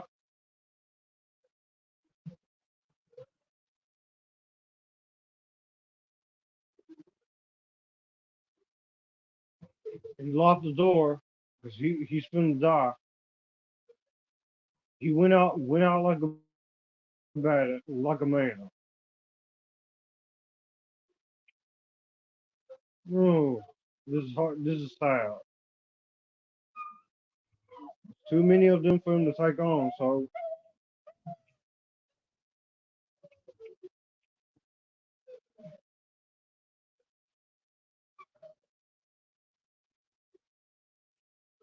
oh, ah, damn. And they all just finna shoot him right there. Ah,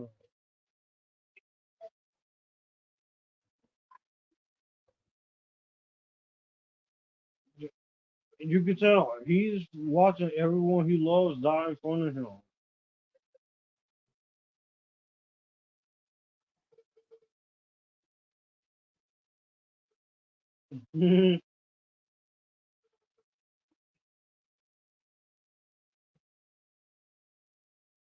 Ooh.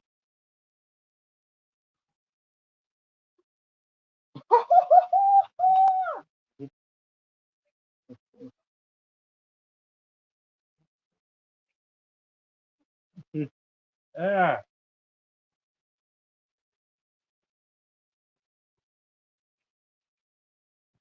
he tried to fight all of them at once. Ooh, damn. We kill off another one of the best parts of this movie. He was willing to die for them.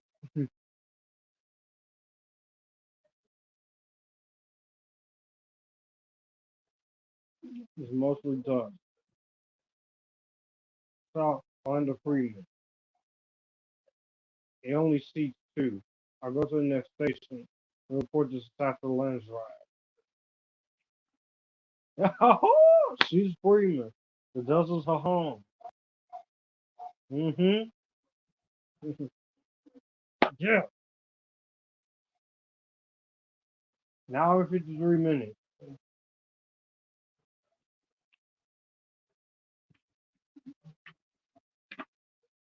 And she's her life to save them too. We've been going off. We got 122 minutes into the live stream. 113 minutes into the movie. It's almost over though.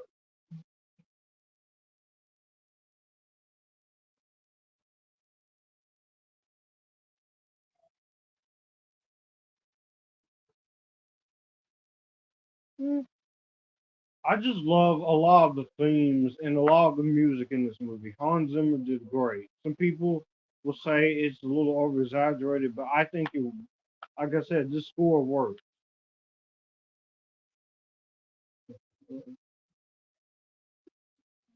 Hurry up. Even with clothes like the sand clothes, Rebecca Ferguson still manages to look great.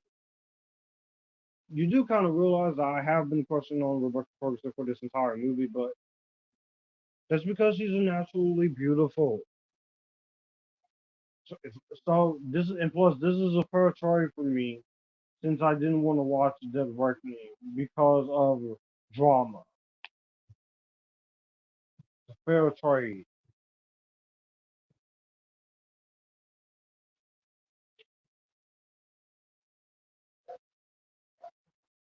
Yeah.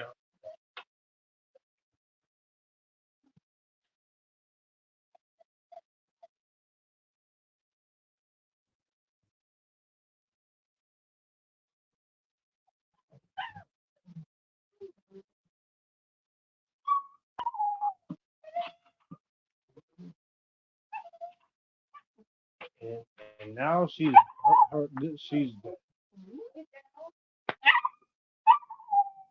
talking about her today. Mm,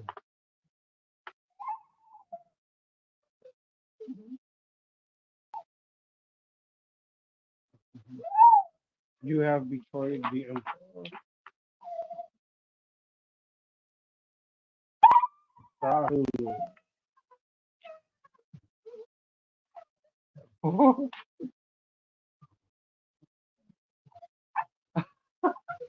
Just the rhythmic grunting. They're getting stuck in the sand there. And that's the end of that character. The sand of worm and the assassin's string. So sand of worm sandstorm. Why?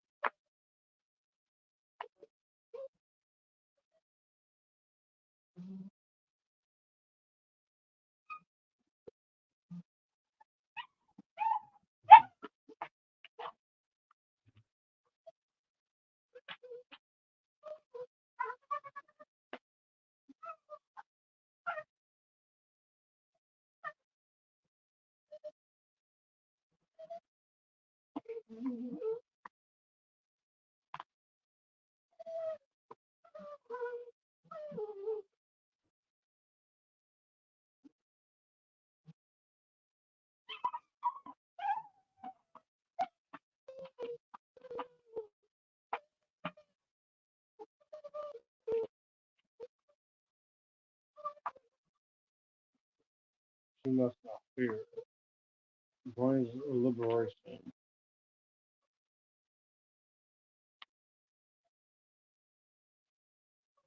seeing a lot more imagery. Yeah, Stilgar, and then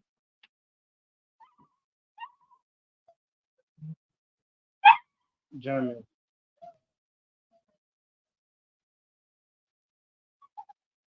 Venus Spirit, the process that cannot be understood. We must move with the flow process.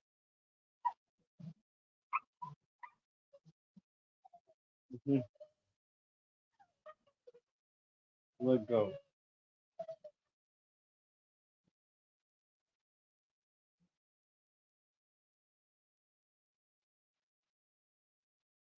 They're getting out of the sandstorm, all right.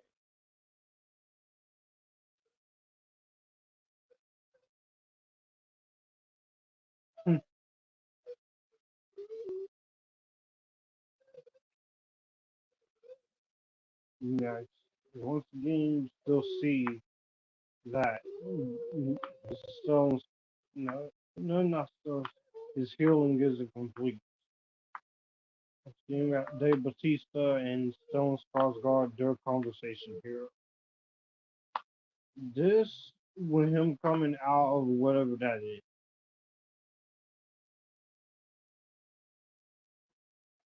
Columbus,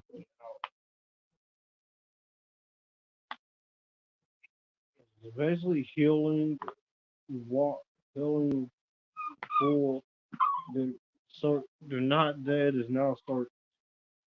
And this shot here is pretty similar to pretty much a reference to Apocalypse Now. Send the words to Gee Fine. They've been selling our Spice Reserve, but slowly.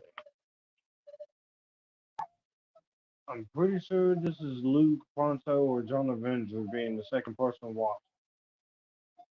I only have one report in which three's robot. Three now I have three people.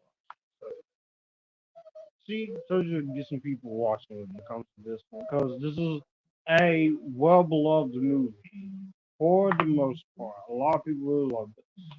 Just some people they need to see the second half of this story, and some people didn't really know what this movie is going for, and well, some didn't know this is supposed to be a two-part film, so it's understandable. 5,000 meters. You see the mother and son having to fend for themselves and protect themselves. Now we're 122 minutes in, so we're at the last couple minutes of the movie.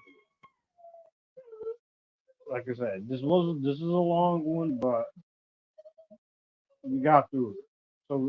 So it's 33 minutes left. No worry, there's no credits, there's no after credits either. Just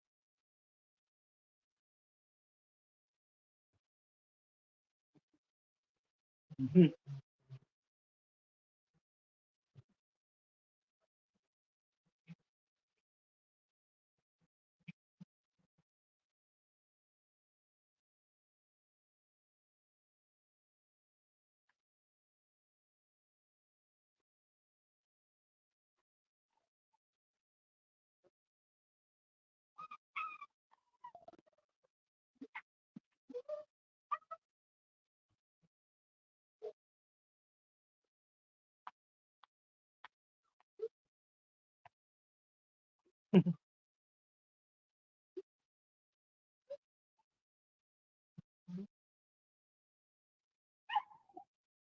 made it out of the plane safe. Now they have to go to where Zendaya's character is.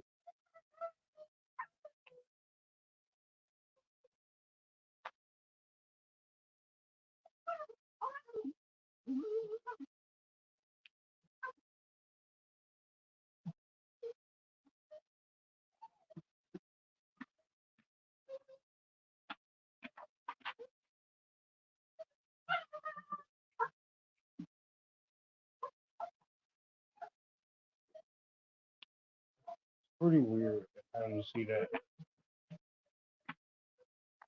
And this was one of the first shots released too.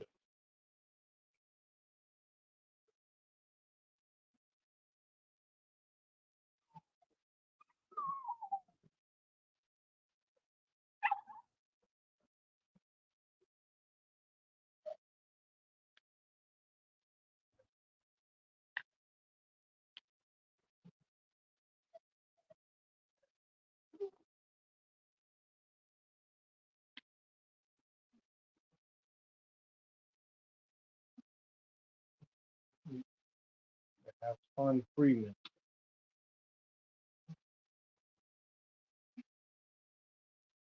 Hmm.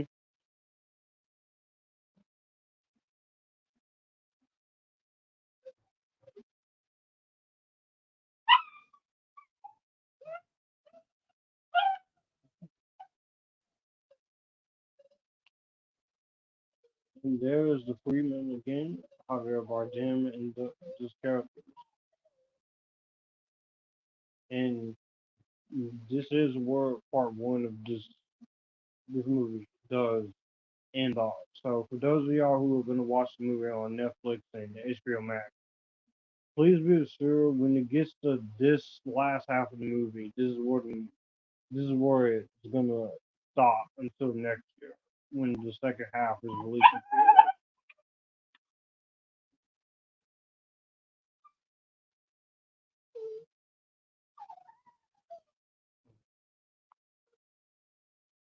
And he's still having his vision about him and Zendaya, which is there.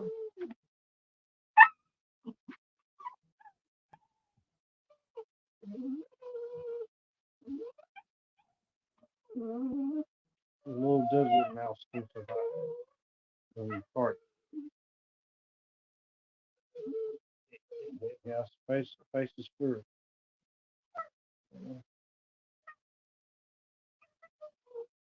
Follow the plane.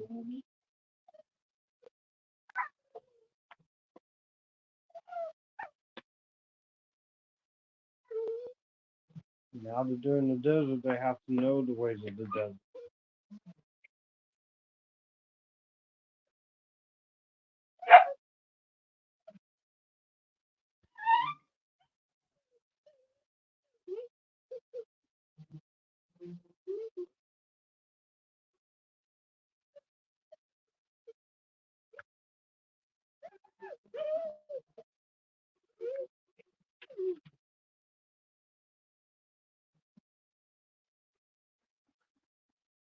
Proceed toward Duncan. Somewhere off that way.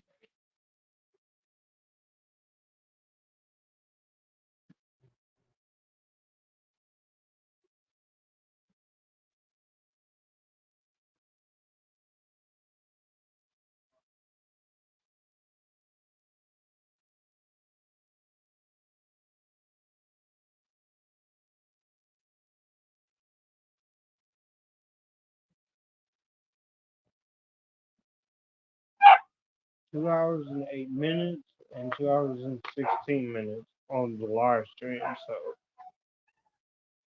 do the same move.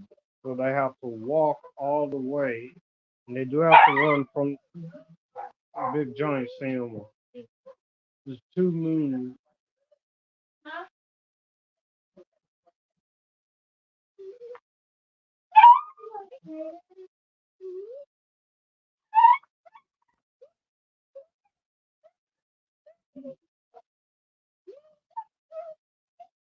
Hmm.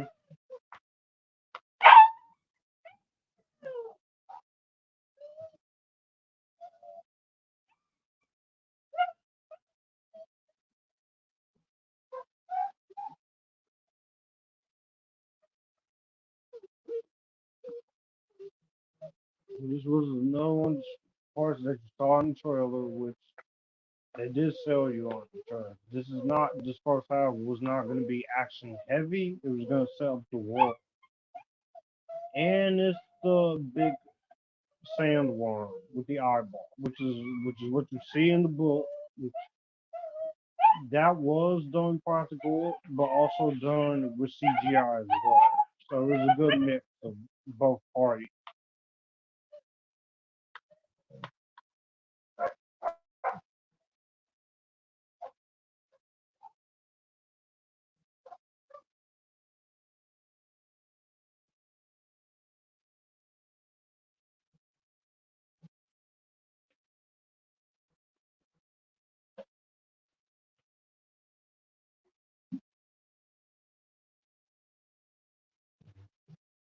Drum stand,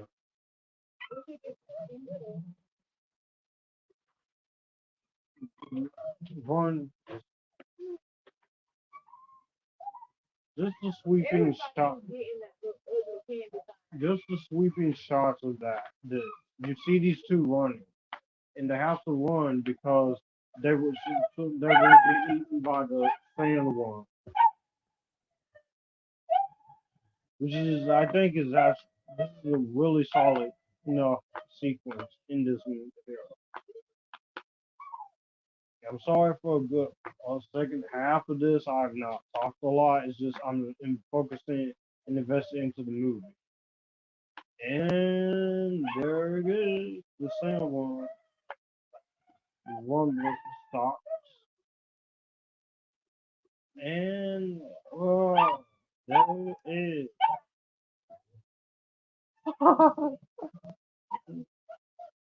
Looking at both of them. Wow. That is a really great shot of those two looking at the thing. Look at the detail and the rhythm of thumping.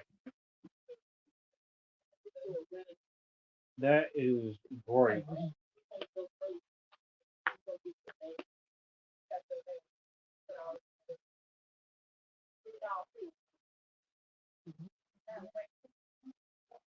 Set off a thump. Oh, that is really cool. The sandworm. He just goes back to his little home.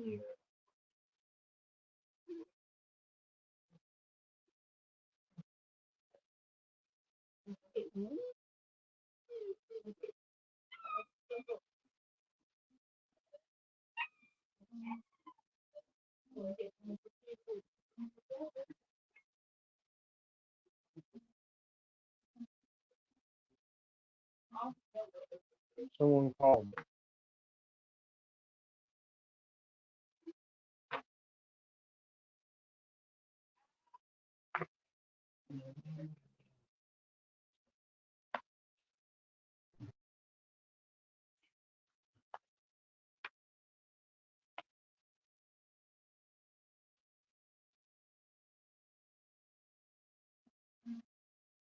They're being followed by other Fremen. So this is where the movie, this first half stops. And I know some people check it up, had great choreography, dancing, and music. Yes, it did. It was a good show from the 2010s era of Disney.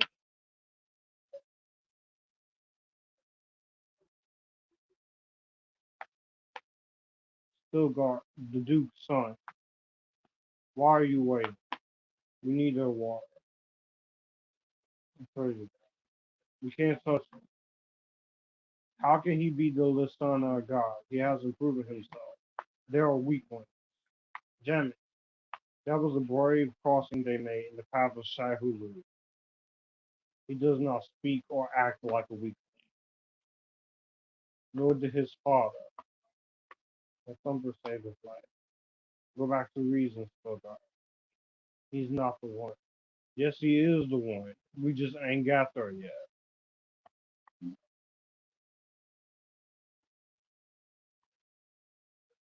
What else can you offer beyond the water here?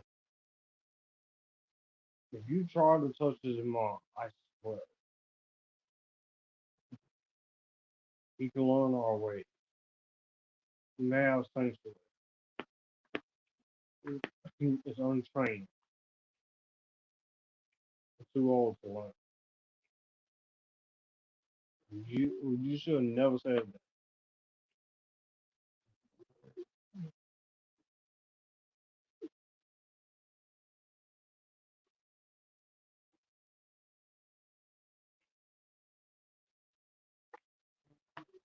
Woo! Woo! That's where you mess up at.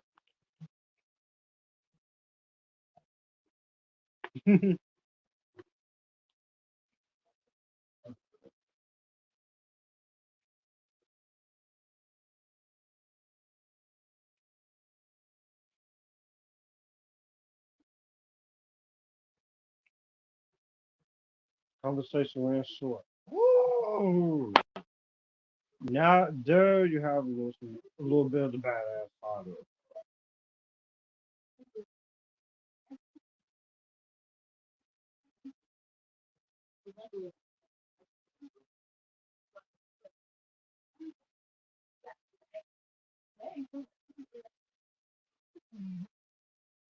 The fate of these strangers will be decided.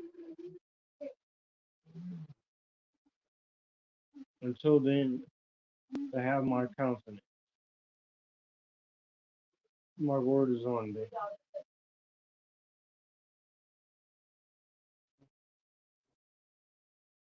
19, 19 minutes left.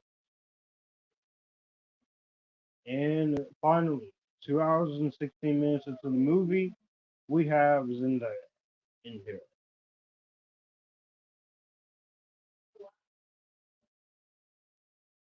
Told you it was gonna be worth it.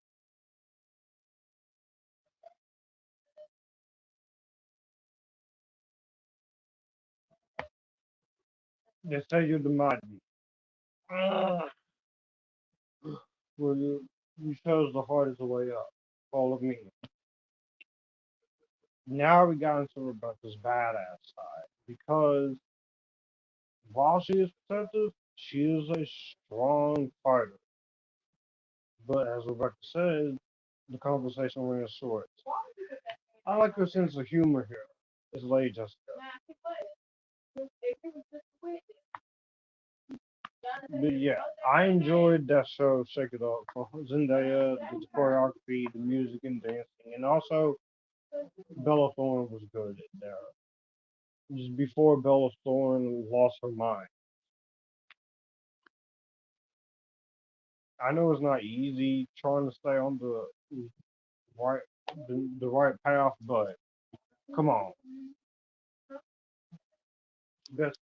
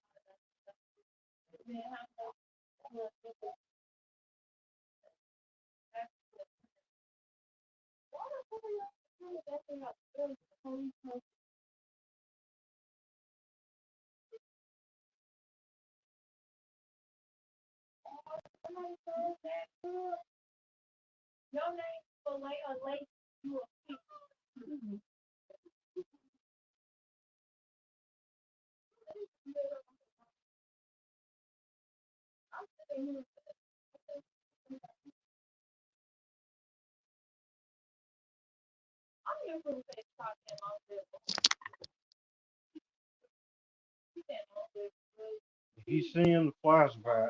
He's seeing the vision of what will happen if he if he doesn't make it. He must die for Kurosawa's paradox of art.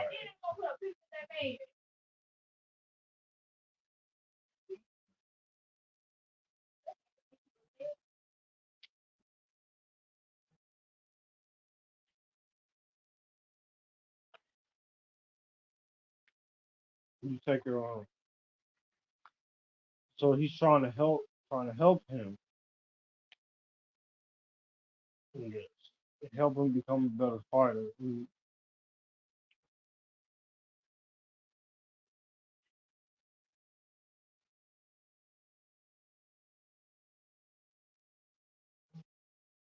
Rebecca is looking at him, telling him that he has to fight.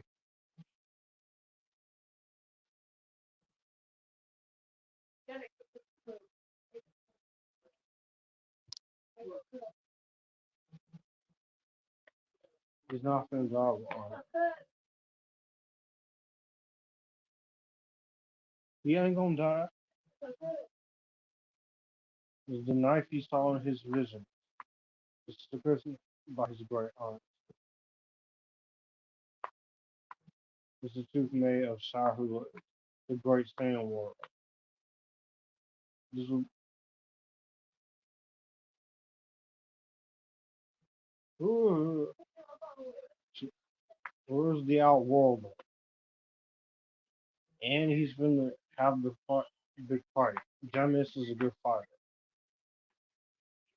Won't let you stuff. Shiny. Uh,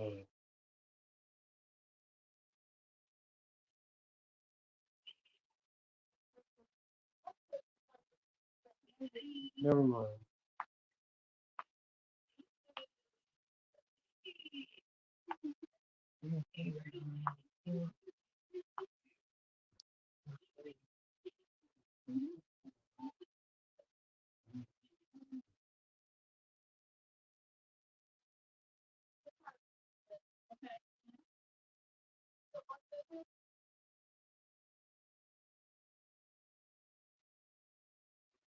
She's counting on him to survive and fight, so the journey could continue.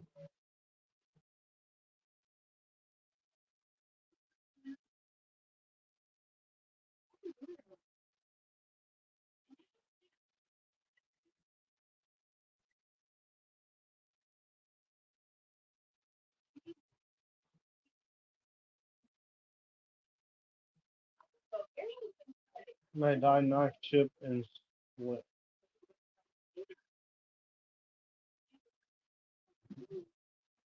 You should welcome my blade. This war will kill you. And this is a good fight here between Jamis and Paul.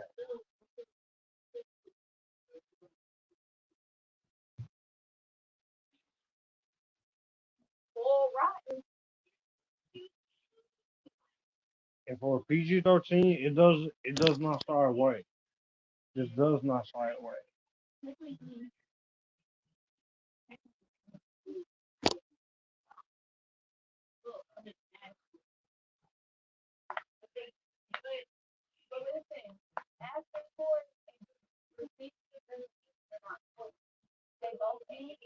Do you yield? Well done fight choreography. There's no yielding under the outside. Only death is the tell stuff.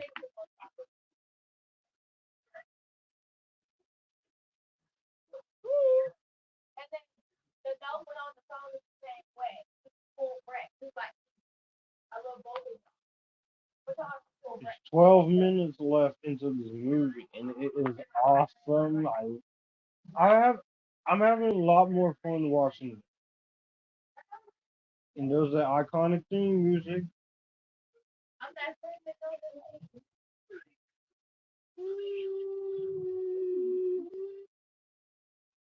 Climb up and ride. Woo! Woo! Stab! Boom! Stab! Oh! I know some people are annoyed by that little thing, but it's kind of a tradition with the movie. Rebecca saw it.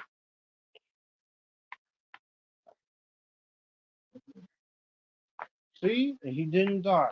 So he got a little bruised up, but it's the nature of the business in sci-fi.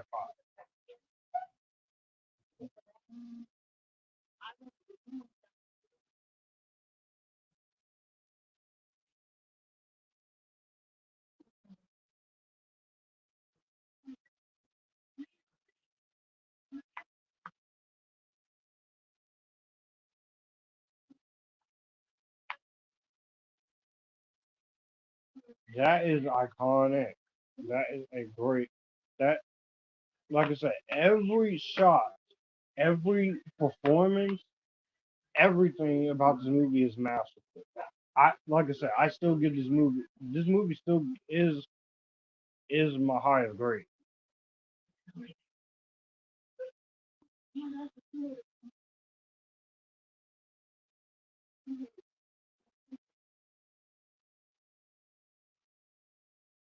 Now she sees that he's the one.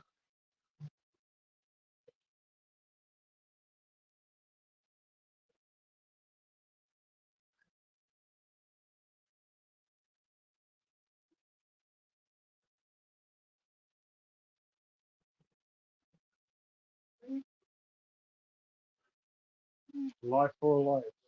Calling us to teach terror. No. Paul needs to get off the wall. You must have ways. You have smugglers. You have shit. No, you have. The Emperor sent us this place. My father came. Not for spice. Not for the riches, but for the strength of your people. The strength of your people. His road leads into the desert. You see, and that's his destiny. But you gotta wait till 2024 to see that one. At least they didn't pull the to be continued card. I enjoy rewatching this. I'm glad I got the chance to do it. And yes, I'm gonna sit through the credits.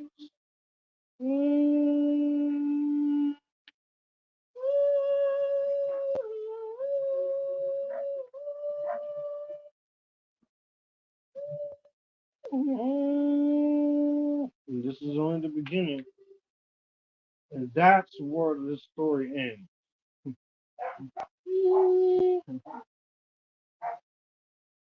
Until 2024. Should have been this year, but Rod and the Sandworms. And that's cool. There's the power. Mm-hmm.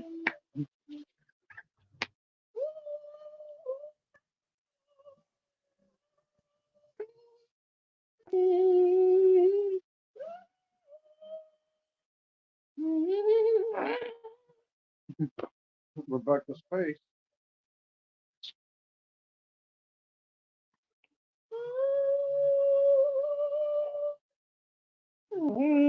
And that was the movie. And now here's the credits. So, directed by Denis Villeneuve, written by him, Eric Roth, Jon Spaihts, based on the book by Frank Herbert, produced by married parent Denis Villeneuve, Cale Boyter and Joe Caracciolo Jr., executive producers Tony Laporte, Josh Grohl, Herbert W. Gaines, Brian Herbert, Kim Herbert, Richard P. Rubinstein, John Harrison, Greg Fraser, production designer Patrice Vermette, editor Joe Walker, costume designers Robert Morgus, Jacqueline West, music by Hans Zimmer, co-producers Jessica DeHaan and Chris Corrales, sound editors and re-recording mixers, visual effects, Paul, Gina J. and Francine Maisler, Timothée Chalamet, Rebecca Ferguson, Oscar Isaac, Josh Brolin, Stellan Skarsgård, Dave Bautista, Stephen McKinley Henderson, Sharon Duncan-Brewster, Zendaya, with Chang Chen, David Dastmalchian with Charlotte Rampling, with Jason Momoa, and Javier Bardem. David Dastmalchian, Bob Oscars, Roger Uline. A Denis Villeneuve film. Okay. The title card, Dune, Part 1. And that was it, everyone. That was the movie. So, glad y'all stuck with me for almost 2 hours, for 2 hours, the entire 2 hours and 29 minutes. So this was very fun to do. I know this is a long one, but if this one was long, I imagine the live watch along for when part two comes out, and I do get the movie on physical media or such, how long that one's gonna be. And just look at the stars of the cast I got coming up. Roger, you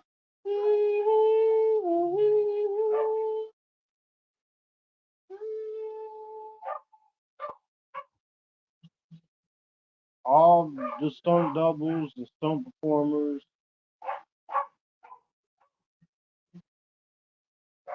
Just this is. I'm glad Villeneuve got to see this movie come to light. I'm glad this movie was a great big hit for him after 2049 didn't really do that well. This movie, you can tell there's a real passion in there, labor of love in this. It's great direction and fantastic writing with the world built up and the way of the characters. Not a lot of action in this first half, but I think that's what we're going to get to in the next one. Great cinematography, incredible visual effects, incredible sound mixing. Jacqueline West, Robert Morgan did a great job with this, with that. So many executive producers and producers period that helped bring his vision to life. Great makeup effects. This is this decade's mature version of Star Wars and the Lord of the Rings. This is worth the high praise it gets. I know some people don't love it. I know a few people wants to see part two before they confirm it. But all the technical aspects and the direction and all the acting in this movie was great. From Chalamet, Ferguson, to Isaac, to Momoa, to Brolin, Bautista, Zendaya, to Stellan Skarsgård, to David Dastmalchian, Charlotte Rampling. So many great casting members in this. This is a Spider Verse seal of approval, and I can't wait for part two in March. It might have taken us long to get there, but we thought we're gonna get there, and I think it's gonna deliver. So that was Dune Part One. I hope you guys enjoyed this, and those of you who didn't get to join, you can leave your comments. You can leave all of that such below. What y'all think of this movie? Did you like this movie? Did you hate this movie? Are you in between? As always, I will leave you guys off with the classic outro. And I am very happy that I got to do this. Luke Ponto, Network 98 who joined, the Midnight Cinema joined, fucking John Avenger showing, and those everyone else who did not get to see this with it. I'm very happy I got to do this. I needed to do another movie, a live movie after everything I've been through. So I will make a poll, and you got the next one. I might just choose a free movie. So I might make a poll of what movie should we watch next year. Would you guys be interested in a poll or something? Would you guys be interested in just me picking the random thing? And so love all of you guys. If you have yet to watch this movie, what you waiting for? Watch this movie, get familiar into the world, and get ready for more awesomeness with the sequel. So I love you guys. I'll see you guys in the next video or something. I got more stuff coming. We got my review of the Marvels. We're gonna do some 2023 catch up. Got my review of Miss Marvel. A couple more things coming. Probably some more live stream, the top 10 live stream for most underrated YouTubers. Got more stuff coming. I just so very happy that you guys got to watch this with me. Digital domain, motion capture, the third floor. Giant Jet Studios, Scantron, DNG Visual Effects, who did the effects with Godzilla vs. Kong in 2049, Track VFX, Rotomaker, Pre-visualization by MPC, Stereo 3D conversion, DNG, the soundtrack on Water Tower Music. Frank Herbert, if you got the chance to see this, if he was still around, I think he would have been a hell of a satisfied with what Villeneuve has done with both this and the second part. This is worthy of what we got. So, filmed in Hungary. Special thanks to Craig Mazin, Guillermo del Toro, his family, Christopher Rouse, Frank Herbert. Filmed in Jordan, in the hot side of Jordan, with the support of the Royal Film Commission. No animals were harmed. So, that's it for the movie. So, and we're going to conclude with the Warner Brothers logo. You don't need to tell. It doesn't say Dune 2 coming next year or something. So that's it. And with that, I'll leave you guys with this. Well, that's going to do it for the video that you just watched. If you want to see more, my channel icon is up here. If you want to see more content from me, all my social medias are right here in this end card. I will also leave a playlist and a video here for you to see what the channel is about. As always, acknowledge me, stay epitastic, join the epitasticness, and you guys keep it cool.